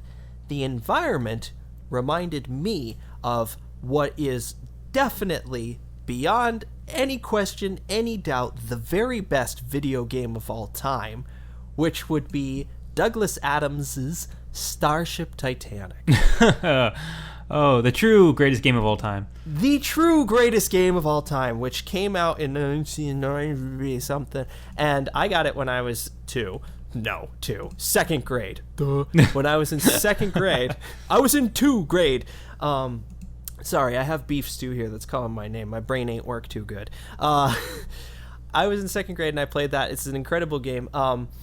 I will definitely talk at length about that at another time because that's like a podcast in itself. But the aesthetic of that game is Art Deco in space, like opulent Art Deco in space. And this early thing that they released, it was like an E3, 15-second video, a year or 2 or 3 ago. I immediately went on Twitter and tweeted to Steve Gaynor of Fulbright. I said, this looks like Starship Titanic. Is this Starship Titanic? Because this looks like Starship Titanic. And Steve, this is the very best game of all time, Starship Titanic. And he actually, he replied me, he says, we've had a lot of people saying this. I've never played that game before. I need to figure out what the association is here. And so, half of me was like, oh, I got, subtweeted by Steve Gaynor. And then I was like, oh, it's not Starship Titanic. And I don't know if I can say unfortunately, but unfortunately with this video, it's very clearly not that. And it just was kind of like a design of that one room. Looked a lot like Starship Titanic. But that being said, I'm still very excited for this because now that they're actually revealing what it is as a game, it's just, oh, it's one of these. Cool. I like these kind of games, these walking simulator story games. I don't know so much if it would be up your alley, Brian. I don't know, because games kind of like Gone Home and stuff like that, I tend to really only get the enjoyment out of them if I'm doing them with somebody. Kind of like when you did the Stanley Parable with me, or... Oh, the Stanley Parable is the best fucking video game of all time. We're up to 3 now. Oh my god, I love the Stanley Parable. But games like the Stanley Parable, or the other one that was recent, the one with the tiger and you're behind the studio of something. Oh, Dr. Langeskov, the tiger, the terribly cursed emerald, a whirlwind heist. Yeah, that one. Very good video game. If you can't tell, Tommy really likes this.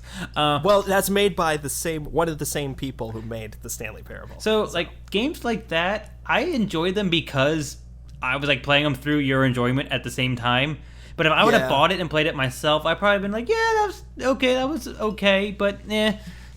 So even games like Gone Home that had all this press and all this amazing review, I don't know if it would really be up my alley just because it's not something that super interests me I've never played a game just looking for a true narrative driven, it's weird. I say, oh, I like all these games because of the story, but then you give me a game that's only story, and I'm kind of like, meh. This one, is a little bit... They run on gradients because it's things like Dr. Langeskov, the Tiger and the Terribly Cursed. That's just a funny game.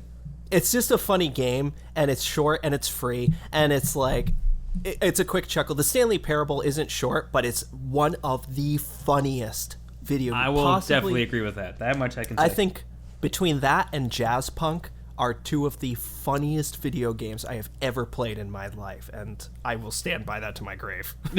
So, like, this one, I think the fact that there is kind of the detective, like, solve the puzzle kind of feel with it, to the like, all, like you said, like, all the different holograms and interactions, could push it over the top for me.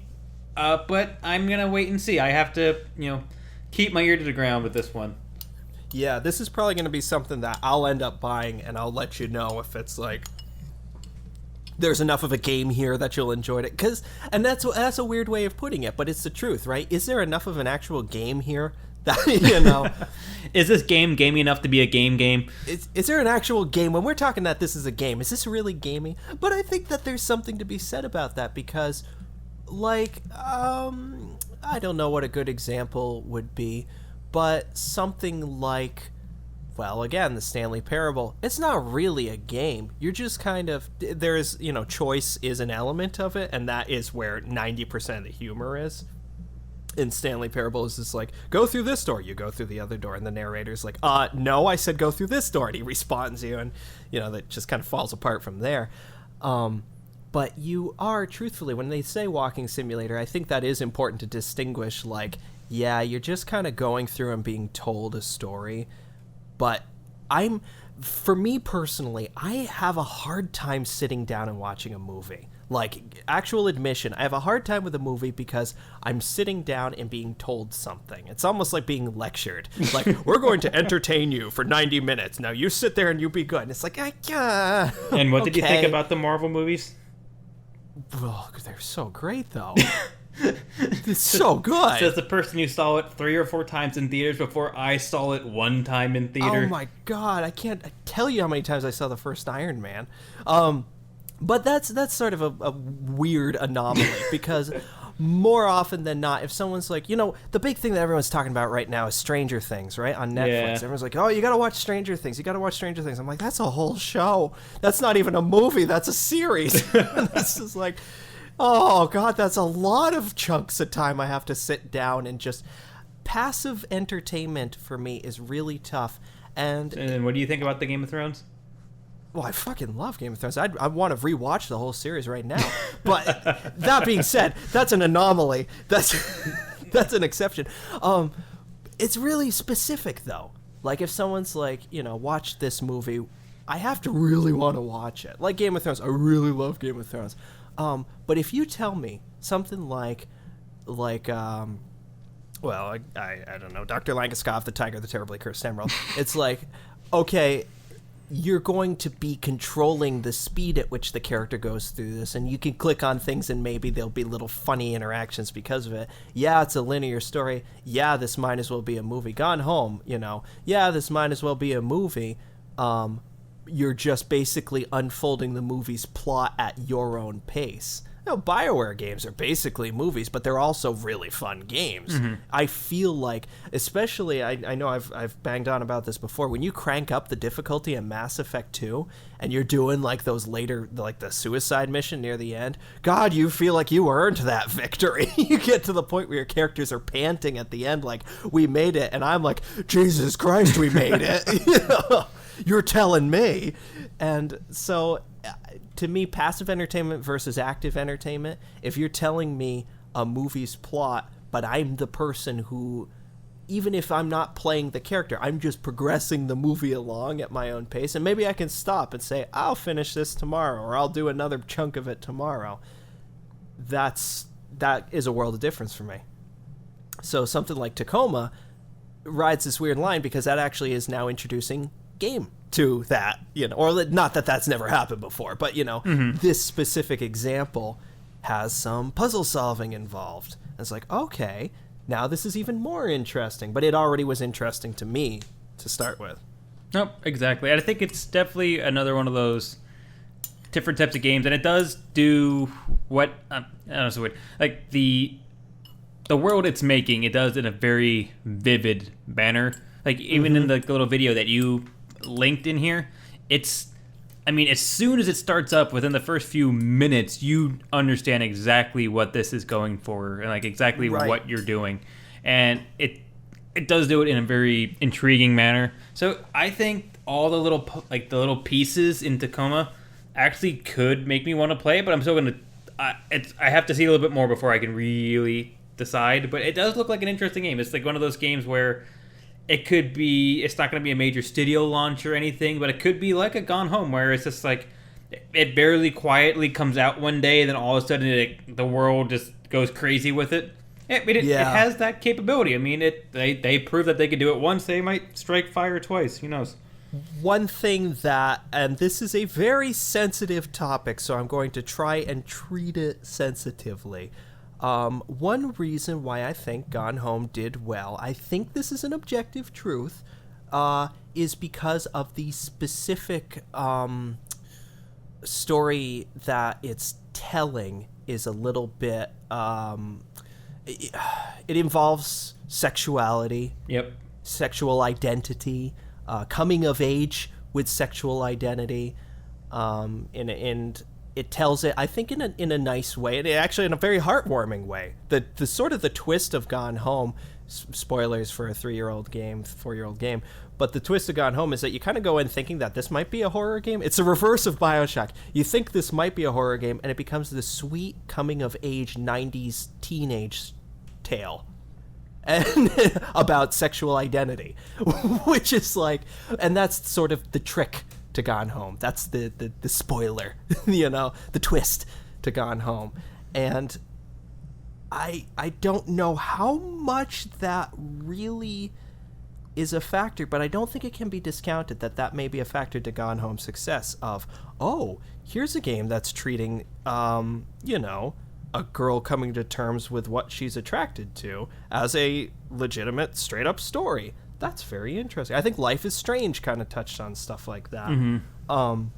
And in this Tacoma trailer, there is at least seemingly, a brief moment where there seems to be, not that this is weird, but that there's a relationship between two of the female characters. And I think that's not necessarily a trademark of Fulbright's by any means, but something that they're exploring in their games, and maybe that draws a certain type of attention. That may not be bad attention. You know what I'm saying? No, I hear you.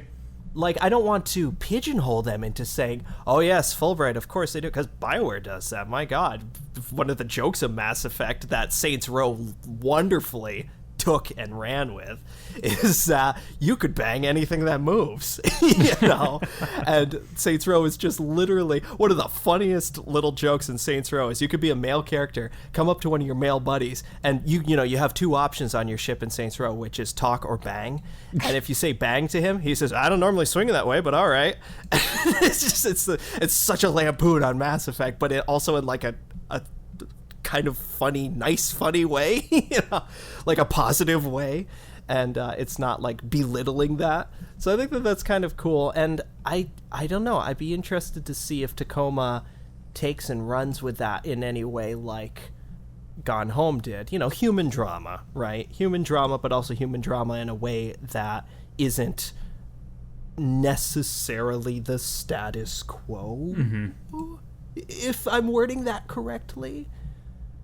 I don't necessarily want to say minorities, but you know what I mean, right? No, I hear you. I mean, it's picking up, using kind of social tension to also motivate a narrative. Right. You're not going to see like the Call of Duty where you're starring two lesbians. It's not going to, and the intricacies of their relationship, right? That's not going to happen. So it's interesting to have games like this. Well, Firewatch recently explored, what if you played as an out-of-shape middle-aged man?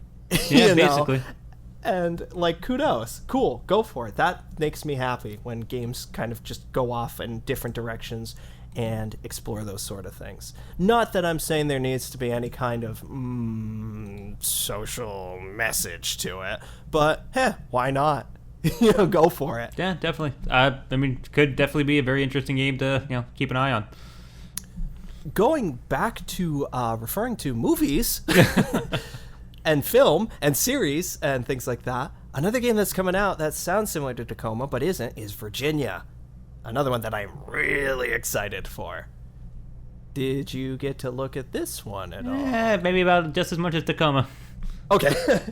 Virginia, where Tacoma is, we're going to do, a space drama story, human drama story. Virginia is like, okay, we're going to do Twin Peaks.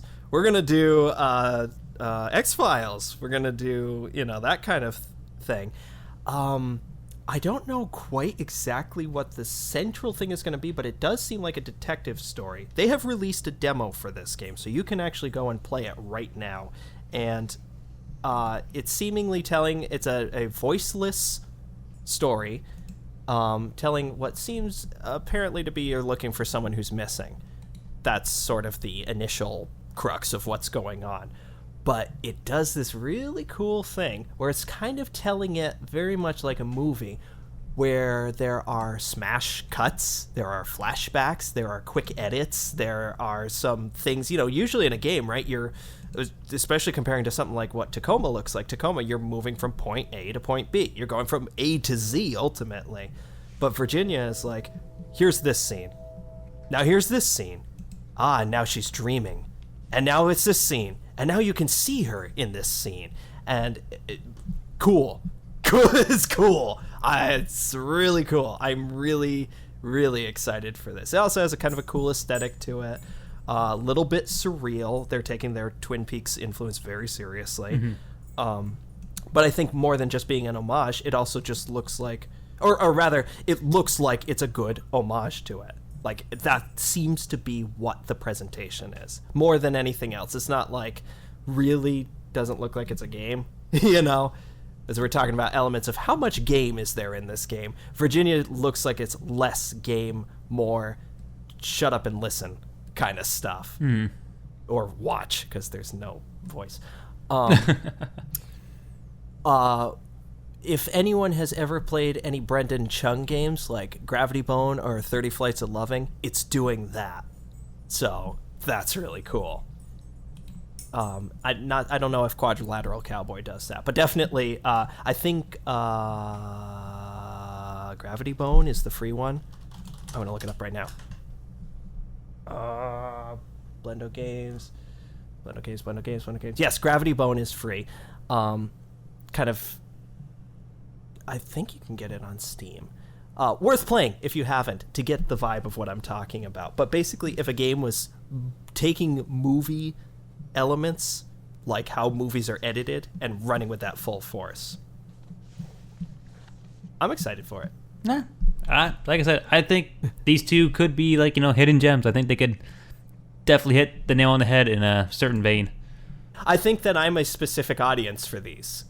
I think that there is, both of these games are kind of tapping into even Virginia more so than Tacoma. That's why I was interested in putting these two back to back when we were going to talk about them, because kind of going counter to what I'm saying, like, I hate sitting down and just watching a movie. But Virginia is very much, okay, sit down and watch this. Yes, you are walking through the environments and clicking on things. The little bit of quote-unquote game that's in the demo, you're basically in the house of the individual who's gone missing, and your companion is consoling what seems to be the parents, and you've got, the police officer standing in the corner by the door, and you can walk into the room of the guy who went missing, and one of the doors is locked, and you kind of pick up a feather, and it's like, why is there a feather here? This is mysterious. And then when you've wrapped up, you walk out, and then it cuts to you in the car, and you're driving in the car, and a folder drops, and you just start to read what's in the folder, and it seems like there might be something weird about the person who is your companion, and then you stop because there's a bison in the road. And it's like, why is there a bison in the road? And then it cuts, and you're laying in bed, and you're looking at all the elements that you've picked up through the day, and then your character falls asleep, and as she sleeps, the camera pulls away from the character, and you look, and there's a bison in the bedroom. Oh, it's a dream. It was all a dream. And then you wake up, and it's, it's like a really trippy movie. It's like an art house film, a David Lynch kind of film. And because of that, I could not be more stoked for it. It sounds like it's going to be neat. So both of those are out soon, I think. I hope. I hope they're out soon. If anything, Google's always a wonderful thing. Yeah. Hooray! We'll link these. I'll definitely link the gameplay video for Tacoma. Virginia does have a trailer, but definitely go play the demo. Get a vibe for it, and also go play Gravity Bone because it's great. And the big re-debut of the Addicted to Loot playlist. Yay! For a change after 3, 4, 5, 7 weeks of nothing but news and over news and more news. Now we should specify this playlist has been on our Google Doc every time. we just never don't get to it.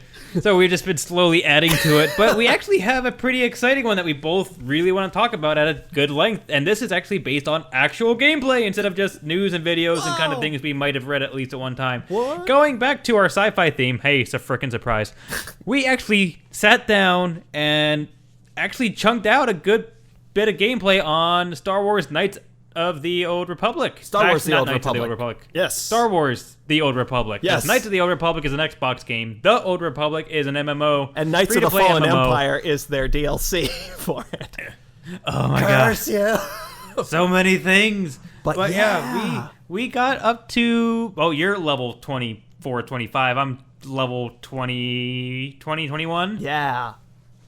Oh my god. I've know, been it's- having such a great time with this. Yeah, Tom was like, you know what? We'll start playing. I always kind of wanted to play, but we'll see what happens.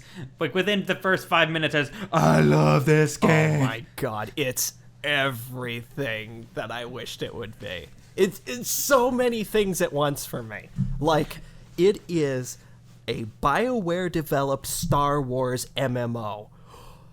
I know that this has existed. This has been out since like 2011, and Yeah, I was quite a long time. I was hyped for it when it first was announced, and then I heard it was subscription, and I was like, I don't really like subscription MMOs, but it's Star Wars. And then it was released, and people were like, yeah, this is mostly really good. I was like, okay, and then they released sort of a free option. I was like, okay, well, if I get someone to play with, Brian, Hey. that'll be a really good chance to just jump in. So we've had it, and then it's been installed for like 2 weeks. And then just We finally started playing it this past weekend. sometime this past weekend, I was like, shit, I'm not doing anything today. Are you doing anything today? No, let's play the Old Republic. Let's just Hooray! jump into it. Oh, nobody told me it was this great. It is just such a fun game. I think it corrects or does at least well what a lot of MMOs probably do. Like what people probably hate about most MMOs. Yeah. We kind of talked about this a little bit, but like even starting out very first level 1, you just get into the world. The story narrative hits you so hard in the face. You're just like, I want to play this just for the single player kind of thing.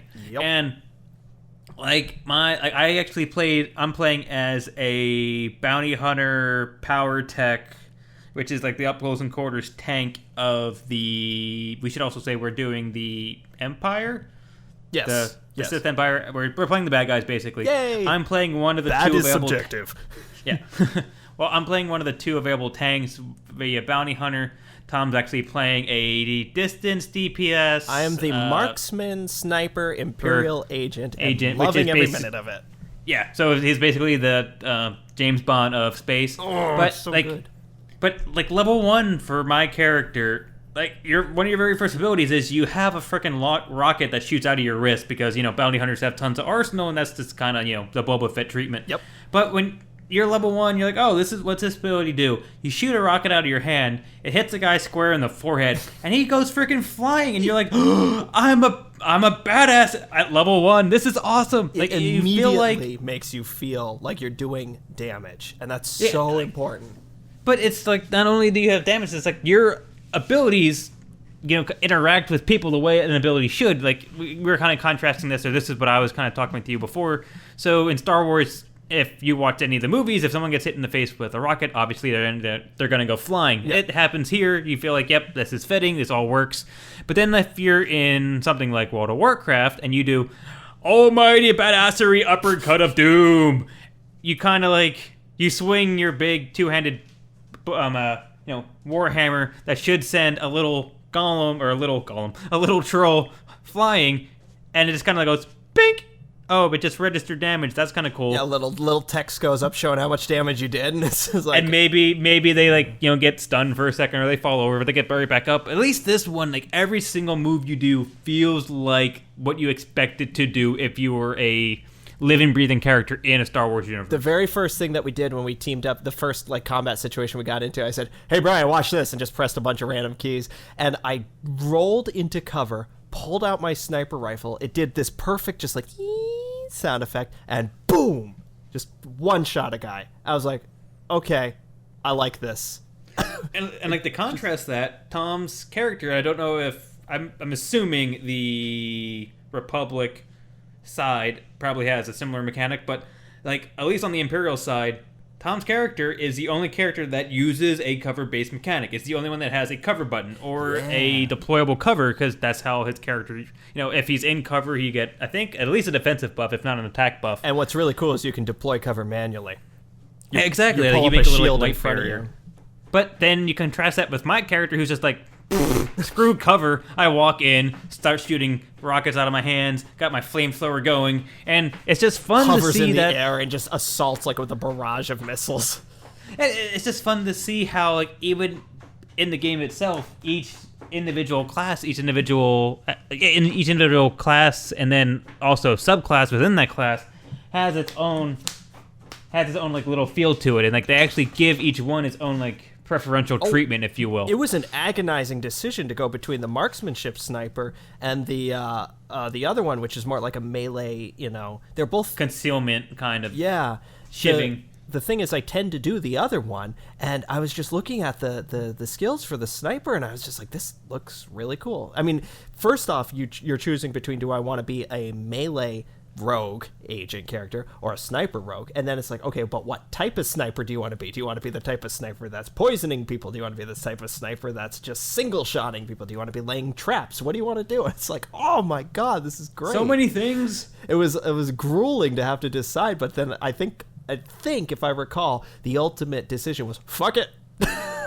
I'm going with this. After a while, I'm like, Tom, I'm tired of waiting. Pick something and let's go. And you're like, screw it, I'm going to go with the sniper. And I've loved it. I'm so glad I did.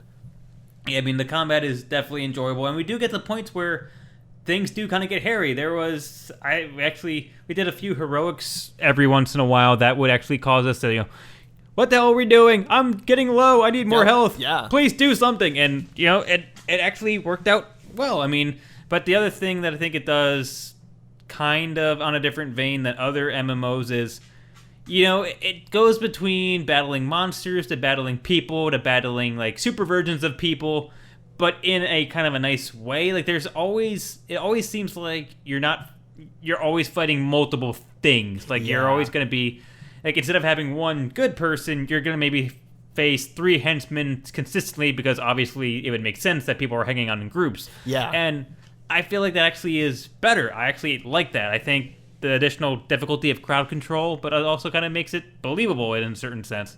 Yeah, that opens up a whole door, which is that this is astoundingly like a cool way of feeling like you're in Star Wars prequel universe. And I never thought I'd say that, but like, wow, this is I kind of am enjoying this. You know, it's very much the aesthetic of prequel Star Wars. I don't know when the time frame's supposed to be. It's obviously well before the films. Obviously, yeah, because of the two factions you're playing as would be during the prequels. Yeah, and it's like maybe like I can't tell if it's like just pre-prequel, or if it's like way pre-prequel, but it's definitely the aesthetics. You know, you look at like the Sith Inquisitor design, you're like, oh, there's Palpatine's, you know, Darth Sidious's look. You're looking at the bounty hunter, and you're like, there's Boba Fett elements in that. It's 900% fan service, but isn't everything Star Wars fan service? You know, that's what it is. It's a licensed game, of course. But for a licensed game, this is a really good MMO. Yeah, it surprisingly is. I mean, it does all the things you want it to, and it does it in actually a pretty good manner. Yeah. I mean, kind of going into the aesthetic of it, I mean, we've paused multiple times to look around, like would be in like a big spaceport dock, yep, or even just in like a jungle somewhere, and just sit there and going, this looks like Star Wars. I mean, this makes the, kind of the scale of it, they do a really good job. Like, if you're in... Oh, yeah. If you just landed your ship and you're getting out into, like, a hangar, you feel like, yep, this is a believable size spaceport hangar. And you're sitting going... Huge. Look at all the little details. Look at, they have... It's not just like they threw kind of a blank canvas at it. Even if you, go into the very corner of a map that you really don't need to go into the corner of, there'll be little boxes here and there. There'll be little flashing lights and beeps and different types of computers. Like, they take the Star Wars theme and they run with it. I mean, it definitely paints a really thick Star Wars brush on everything, but in a believable manner. I had to laugh because I did a bounty hunting mission, which I guess apparently everyone can be a bounty hunter, even though at least for a side quest. Yeah, and I did it, and I had the option, if I got the guy down to 10% health, I could freeze him in carbonite. So of course I did that, and literally there's a hovering block of the guy in carbonite that follows you around all the way back to the quest giver. Yep. And so you're walking along. It's just, again, it's all fan service. It's that scene that showed up for 2.5 seconds where Boba Fett was loading Han Solo onto his ship and the carbonite is floating. They just were like, yep, this is a Star Wars thing. Everyone does it. And, I love it. I really like it a lot. This is a really good game. I mean, we haven't even begun to talk about the story. I was about to say, that brings in a whole new aspect to it. That's something that I think other MMOs it's not present in anything else besides, of course, a BioWare game. I will say one little caveat, and this is why I said keep track, listeners. This was clearly developed at the exact same time as Dragon Age 2, which is one of the best games of all time. Star Wars: The Old Republic is quickly leaping up to best game of all time status for me. Just so you guys know. So I take this very seriously. But the animations. Some of the voices sound similar. They do have an all-star voice cast, because I was listening, I was like, that sounds like Steve Bloom, and that sounds like Bender from Futurama, just stuff like that. Did some research, and it is actually probably behind Star Citizen, the most expensive game of all time, just because of the development that went into it. And I remember vaguely reading about that when it was being made, wow, they're pulling out all the stops. It shows the story is excellent. I mean, it's subjective. There's subjective stories, yes, because it's per. There's 8 stories total for each of the 4 playable classes in each of the 2 divisions. So you got 8 total possible stories. Which is a little Dragon Age Origins, but instead of Origins, it's your entire single player experience is a well-crafted, well thought out, well-acted, interesting. Genuinely interesting story. Brian and I started off playing together, and then he logged off, and I can't remember if it was a few hours later or if it was the next day, but I was like, do you mind if I just hop back in? Because I kind of want to know what happens next. It's I hope you don't mind if I continue to level up, but I sort of want to keep following this story because it's caught my attention. Yeah, and that's the thing. It's not only is, you play through this narrative, and you always only ever maybe get 3 possible dialogue choices, but even though they only have 3, they still let you pseudo role play with your character. Yeah. And then each one, kind of going back to the Mass Effect feel, you do have points where you make some pretty big decisions within your own storyline that, once again, kind of give you good points or bad points, but also just they don't really change the story, but they do, I would say, change the feel of your character. The point where in my story, most of the time it ends with I either let someone live or I kill someone. And yes, at the same time, it's probably not going to have a later on effect, because ultimately my story is still going to move forward in its pre-scripted way, because they're all linear stories. That boils down to it. But still, the fact that I got to choose that still is very entertaining to me, because it does it in a feel that, it does feel natural, and it feels like, okay, well, I at least know that my character would want to perform in this manner depending on the own backstory you craft, or even just what you want to do. And they're really cool. I mean, it's not and the best part is every time you do it, it's different. It's one time I literally said, yeah, you're stupid, pulled out a gun, put it on their forehead, and just shot them. Another time, which is one of the ones you saw, they're like, please don't do this. No, I can't do it. And I'm like, it's all part of the job, ma'am. I basically cold cock someone in the head, and when they drop to the floor, they look up at me, and then I just go, okay, bang, and just kind of like walk away. And my companion's like, "What did you do?" What the hell, I'm like, man? if it's all, I'm a bounty hunter. What the hell do you think I do? And it was like, "You can't do this." And we have this like little exchange that's not going to go any further than that. But it was just, it makes it feel like it's like this is exactly what I feel like both of these characters would do in this situation, and it it does make you want to drive that storyline further.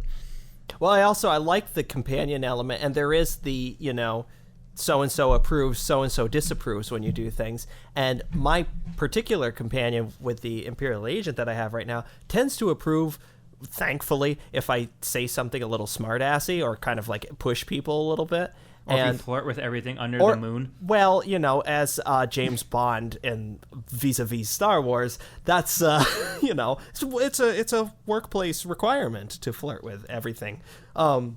It gets you what you need for intelligence, But it's funny because I started off just kind of generally enjoying the idea that it's not that they really happen this way, but it kind of comes down to nice reaction, bitchy reaction, sarcastic reaction, Yeah, it's like a neutral reaction, which they probably won't even care about. Then there's like either a smart-assy one, and then like you said, or like you're kind of going with it in an approval kind of way. Yeah, and so it's funny because they're just, I don't know if it's had any kind of bearing, but I don't usually tend to play super smart-assy characters. I did play snarky/sarcastic Hawk in Dragon Age 2, but that's because he was friggin' hilarious. And the thing with the Imperial Agent is, he's got this, especially with mine, I've got a little voice comm thing on, so he's got this British voice, and everything he says sounds a little bit like he's hiding a joke. And he's got the voice comm that's kind of affecting his voice to sound robotic and stuff, and so he's just got this super dry delivery. And a guy could be like, "You've got to save my son." He's like, "I don't even know your son. Why should I give a shit?" And it's funny to have a character that actually says that, and of course to see him right on the screen, Kaleo approves. This is like, you bet you approve of that.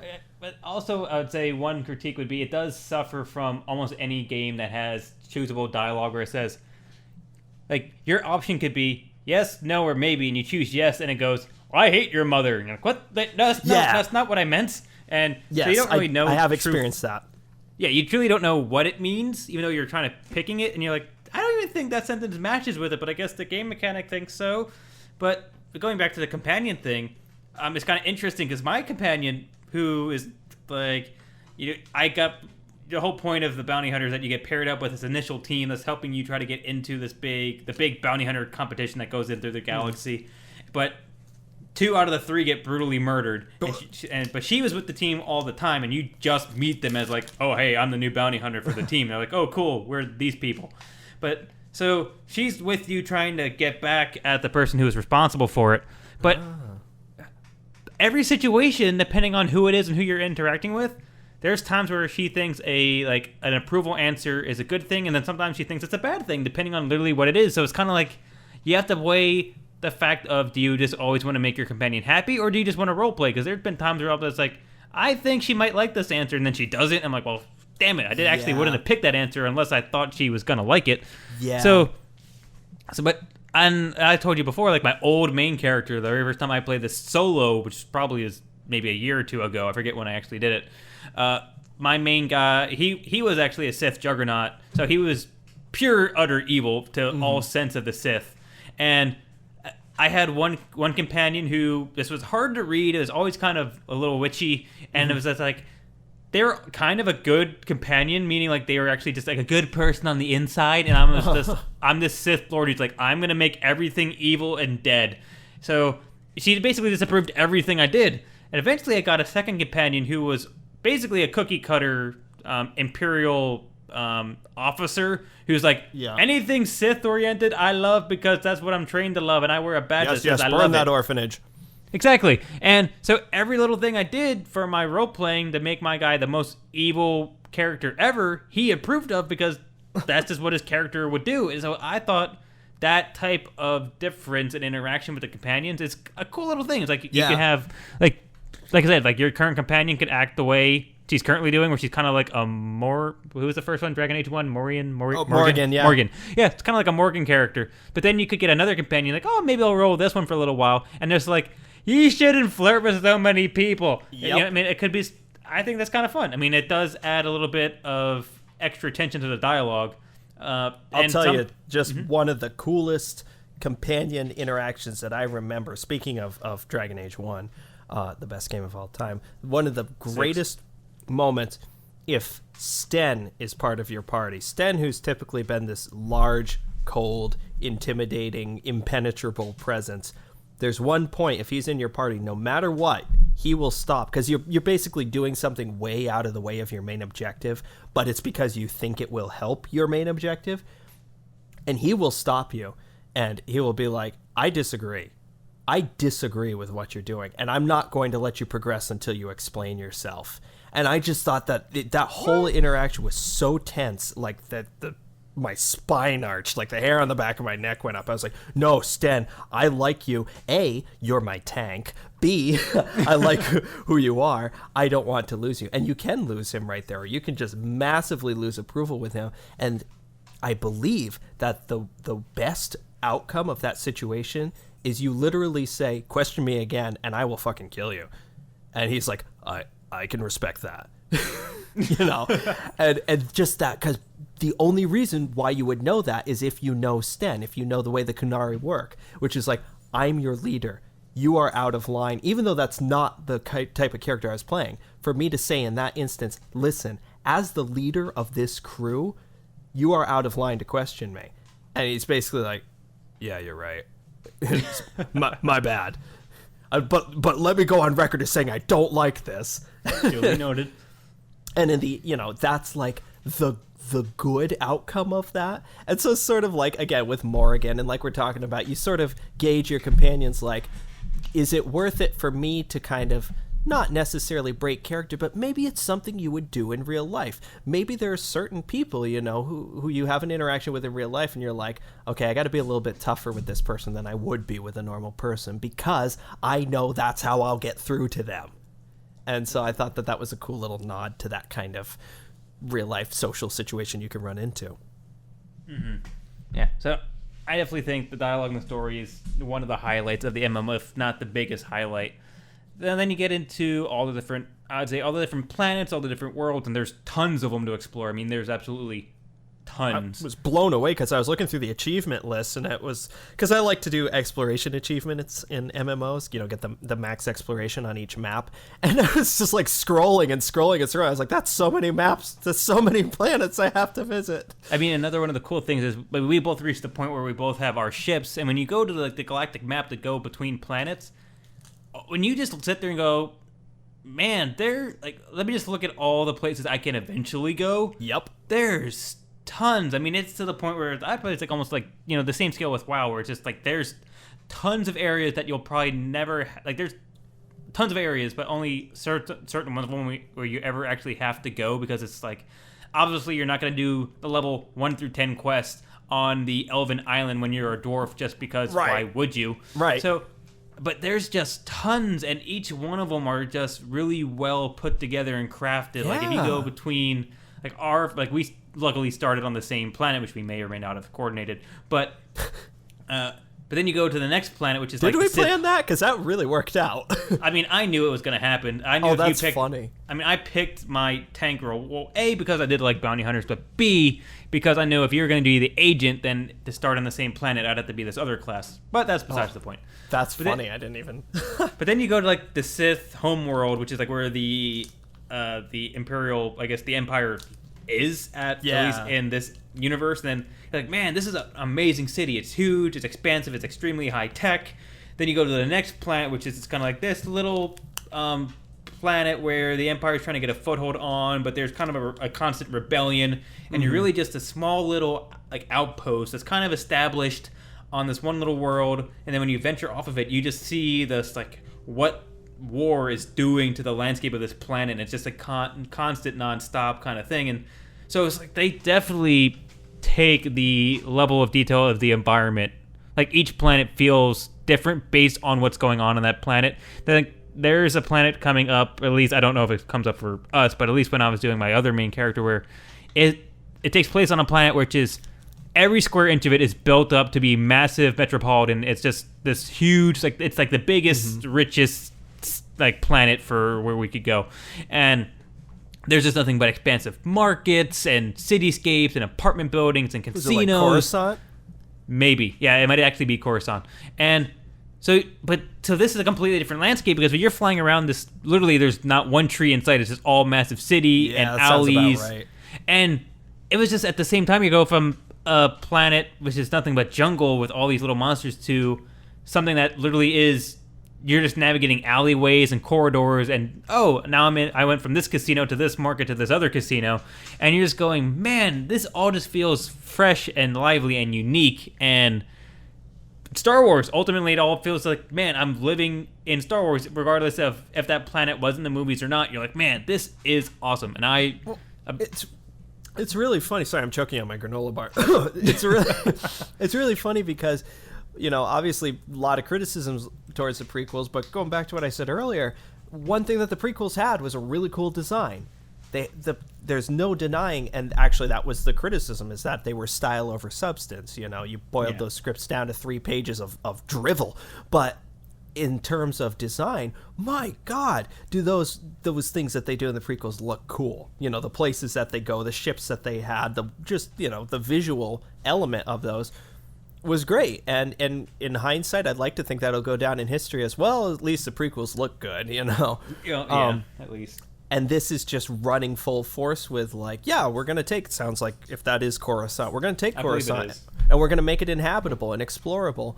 And it's like, it's not that that's unprecedented for MMOs, but it certainly doesn't happen a lot, Yeah, I mean, it definitely portrays, it's different when you have a world like WoW, when it's a completely customizable world where they made it themselves. So you're exploring something that someone conceived, and this is kind of cool. But when it's Star Wars and you know what the universe is, at least even if you just watch the movies, you kind of have an expectation. You kind of know, okay, this is kind of what I'm looking to feel like when I'm in this universe. And I think they pretty much deliver on it. Yep.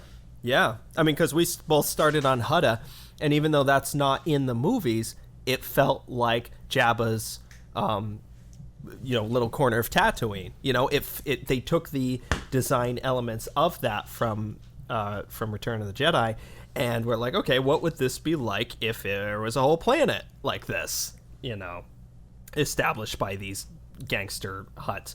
And I'd never really watched much of the Clone Wars, so I don't know how much they're drawing from that, how much they're drawing from expanded universe stuff in general, which has all been rendered moot now by Disney anyway, but whatever. At least The Force Awakens is awesome. Yeah. But I just am shocked at how good actually of a single player experience it is for an MMO. Yeah, initially the free-to-play option was only single player. I think they first debuted some kind of form of free-to-play.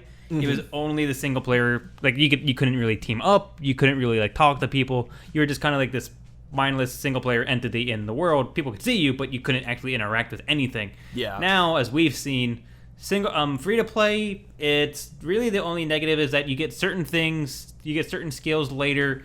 Your experience supposedly slows down, but I haven't actually felt the slowdown yet. I know, yeah. Even though we've hit it. And then there's some minor interface features and stuff like that you have to spend in-game currency in.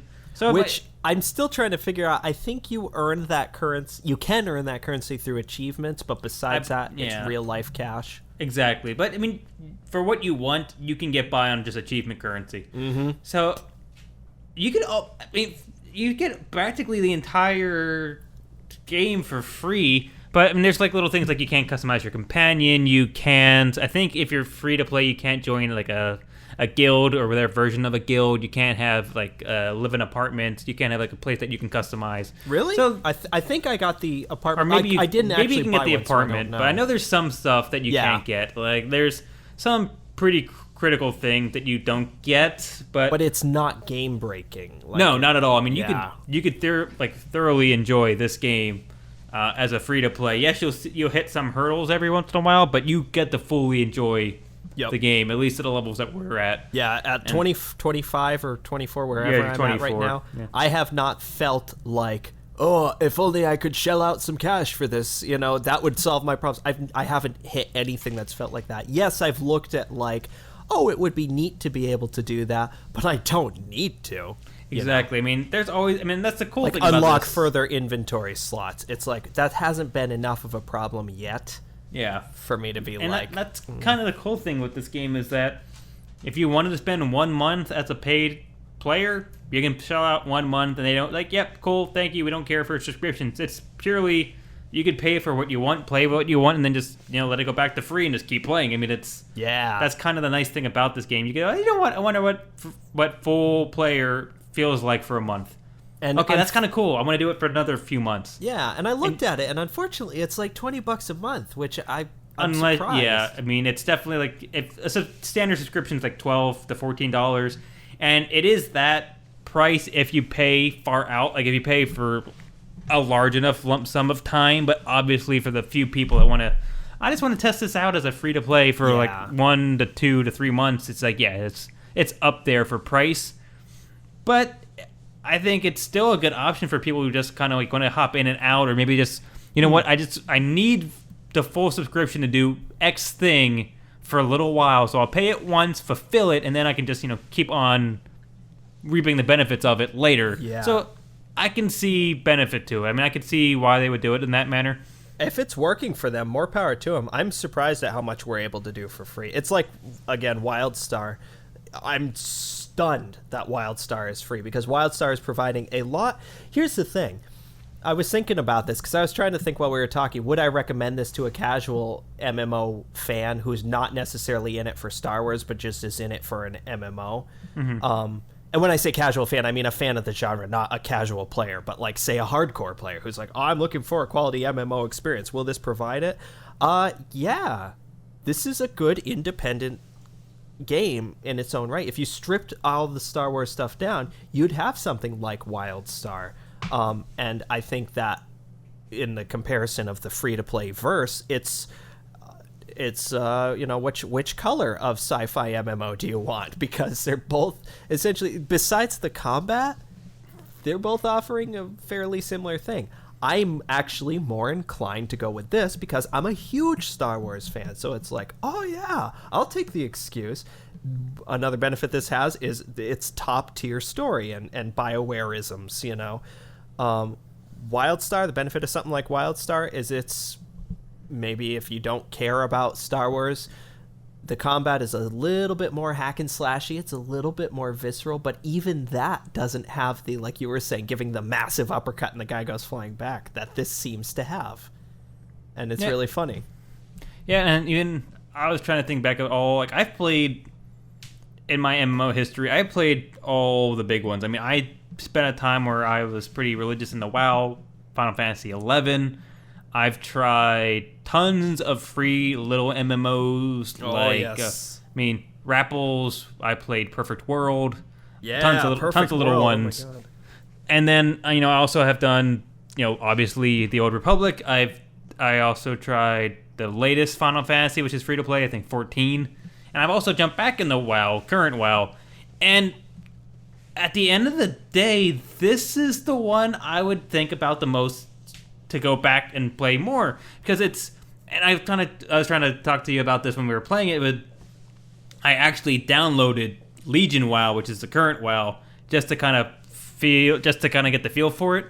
And the problem with WoW would be, and they did address this, is that this WoW has been up and running for so long with so much content in terms of all of its expansions, and I forget, I think they're up to expansion 5 or 6? Yeah. Somewhere in there. They've I been probably going have that at it incorrect. a long time.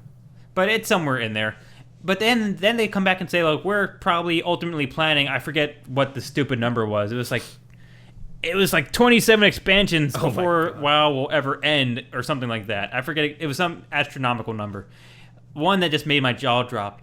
And if you think about all that content, especially from the date when it was originally released, to go back and revamp the starting areas of it, or how the starting missions function, from a business standpoint, just from a logical standpoint, it would be stupid, because it would be, you'd almost have to, triple your company just to keep up the old levels and the beginning levels to the current expansion, like the quality of the current expansion. So to really get, like, I feel like Legion WoW, so like meaning if you wanted to buy the current expansion, do it as a full subscriber, do the instant power level to 100, which literally is, do you want to start a new character? Yes. Do you want them to instantly be 100 so you can play the Legion expansion? Yes. Okay, now congratulations, you have a level 100 character. You didn't actually get them there, but you have one. So I feel like if you did that and went into Legion itself, it would probably rival Knights of the Old Republic in terms of overall gameplay, enjoyment, quality, and everything else. Because it's this new, fresh, well-honed. Yeah, because it's brand new. I mean, they've updated it. They've worked on it. Yeah. They've updated their mission system to be far more narrative and be more enjoyable. But like I said before, level 1 in the Old Republic, it's incredible. You get this driven story that really makes you want to play early on. In WoW, it's like, congratulations, you're at WoW. Go kill that thing 5 times. Go be a World of Warcrafter.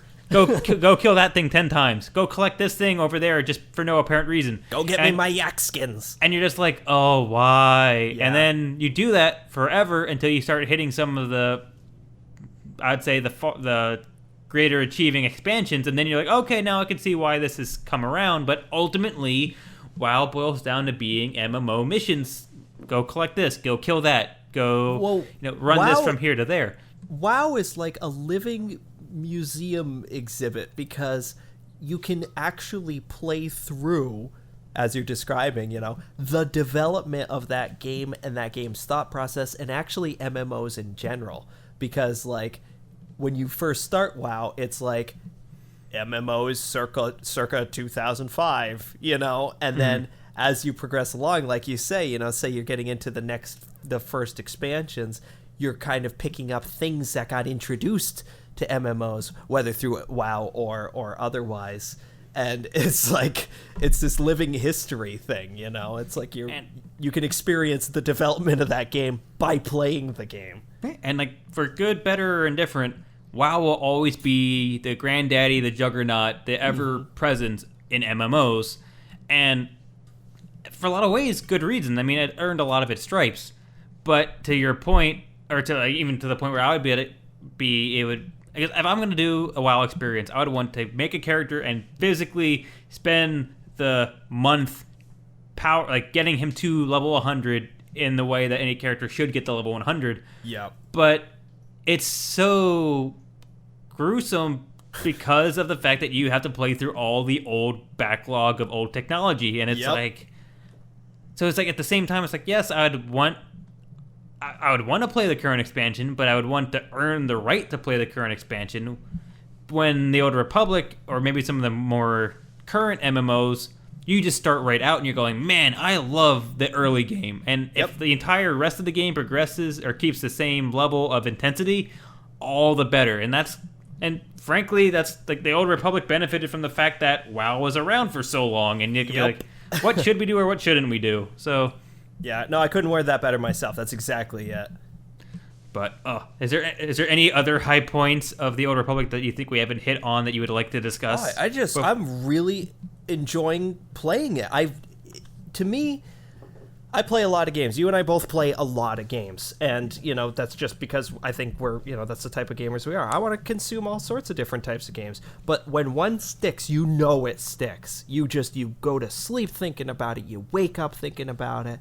And I feel like that's been fewer and further between for me lately, where there's a game that I actually wake up in the morning and I say, oh, to heck with any work I have to do today. I want to play more of that. Usually it's almost like, okay, I've got a few hours. I'll go fire up that thing that's been on my, playlist. This is literally one of those games where I wake up and I'm like, oh, I'm eager to just go sweep up a few more of those fetch quests and then do another story mission, And that's such a rare feeling that I just capitalize on that when that comes. And especially in an MMO, out of all things. That's what boggles my mind. because MMOs are not known for their they're basically their drivability. It's mainly the fact that there's this ever expansive world that you just constantly feed into and progress and become this thing. I've told you about this before. I have this really weird habit, and coincidentally enough, it remains an unbroken habit, of every September, October, around fall. Oh my God, you're right. I play an MMO, and I get into it, and it's something about just the time of year is right, the time I have to devote to them is right. Actually, my story with Guild Wars 2 that I tell a lot is that I bought Guild Wars 2, and the same time I bought it, I got a really bad cold, so I was stuck in my room, and in 2 weeks I hit level 80 because I had nothing to do but play Guild Wars 2, and luckily I liked it, so it was just like, I'm just gonna keep power leveling I'm level 80. Which had never happened in an MMO for me to hit max level, so that was like this, so now I could do what's it called, end game? But yeah, last year it was WildStar. I can't remember what it was before that. And I know I've done Perfect World. I know I've done Terra. Just like every fall, I get absorbed in an MMO. And this is the one for this year. So kudos. Yeah, I really couldn't say much more for this one. It would be, out of the entire massive list of MMOs, this would probably be the top of my list, whether it's a Star Wars fan, whether it's an MMO fan, or just really anyone looking for a unique experience. Yep. This would BioWare probably be fan. And this is the other thing. This is one of those games where I would want to actually play through every single class's story mission because of how well they're done. In WoW, it's like, well, I want to play a warrior because I want to hit things in the face, and I don't really have, mages are flashy and all, but I have no drive to play them. In this one, it's surprisingly, I always play good players, but I like the Imperial side of things far more than the Republic side of things. But I would go, you know what, I'll bite the bullet and I'll play all the all the Republic characters just so that I can Freudian slip there. just so I could see what the stories are like, and just the fact that, because the Imperial abilities are like force choke, lightning, awesomeness, and then the other ones are like floaty butterfly of peace, and I'm gonna hit you with a stun because I love you. But at the same time, I want to play them because I want to see how their skills progress, how their story progresses, how their skills interact. I want to, walk through their ships at least one time, like that. Mm-hmm. All those little things give this MMO a lot of replayability. Surprisingly, when it's not many things that MMOs really consist of. One really cool thing, and I was really happy to find this out, is that achievements are, if it's not account bound, at least legacy bound. And by legacy, what that means is you create basically a surname, and you can have characters that are family members. And so I don't know if it is account bound. If it is, that's even cooler. But at the very least, you don't have to kill 5,000 droids your first go round to get that one there achievement, just throwing out numbers. You can kill 100 droids as this character, 150 droids as that character, 200 droids as that character, and it all adds up. So if you're going after a certain achievement, like, exploration ones or kill X amount of creature, you can do that across the experience of enjoying those multiple storylines. So that ties in really well. So I could say, I don't have to rip the ears off of 30 Gundarks. I can just do 10, and then when I'm playing again as a bounty hunter, when I'm playing again as a Sith Inquisitor, I'll just continue to add to that and whittle away at that. That's really cool. Yeah, like I said, it does a lot of things really well. Besides that, which has basically taken up all of our lives. All of our lives this past week, all of the spare time that we have, I did actually get a chance to play 2 other things this weekend, and I only played a little bit of it, but that's all for the best because I only ever will probably play this little bit of them. But I did want to mention, this weekend there was a beta for Smash Plus Grab, which we mentioned 2.5 weeks ago, during our Gamescom stuff. That's the latest game from United Front, the Sleeping Dogs guys. as I mentioned when I was talking about it last time, it was kind of this seeming not really appealing to me personally. You are leader of a small squad of people. It's sort of a MOBA alike. Sorry, Brian. It's kind of Sleeping Dogs does a mini MOBA. You're a squad. You're a person leading a squad of minions, right? Of creeps, and you and 2 other people on your team who are doing the same thing are trying to vandalize this map and smash up the windows and grab as much loot as you can, and you upgrade your weapons in the process, and surprise, you're faced against 3 other people on the enemy team, and so you can fight them when you come across them. I played probably 2 rounds of it. I was like, yep, this is as advertised, and yep, not interested. So sorry, guys. It's shocking. It's not my kind of game. I haven't seen any press on it, so I have no idea how people have reacted to it, because I believe it was an open beta. It wasn't an invite. Just did not do it for me at all. There are if you want an MMO, there are plenty that are it perfected. It looks neat-ish, but even that aesthetic, that kind of punky aesthetic that's popular right now because of Suicide Squad, there are games that do that better. So, yeah, sorry, one of the rare critical reviews. And the other thing that I played, which actually I had a much better experience with, was Toxic. That's Toxic with a K, with 2 Ks. Toxikk. And if you were a fan of Unreal Tournament and late 90s, early 2000s shooters, this is a game that's trying to be one of those, except today. And by that I mean the high, fast speed, really jumpy kind of characters, crazy. Every gun is a BFG in one way or another. This does it very well. This is that. I know that they're sort of working on an Unreal Tournament remake-ish right now, and there's certainly you can actually play games like that. I think Sauerbraten is still a thing. That's a classic from the Addicted to Loot archives that probably nobody has ever heard of. If you have, shout out, you know. But the cool thing about Toxic is there's a pay version. It's actually been in early access forever, but there's also a free version that they just released. Fairly unlimited free version. I think that's you can't play all the maps and you can't customize your character aesthetically, like there's no cosmetics, but besides that you can play with bots, you can play with people. It's one of those kinds of games that I'll probably keep. It's like Team Fortress 2. I'll probably keep it installed, and when I have the itch, it's there. I'll play it. I'll probably do a bot match, shoot them, have fun. Cool. All right, done. You know. So yes, I do recommend that. No, I do not recommend Smash Plus Scrap. And that's it.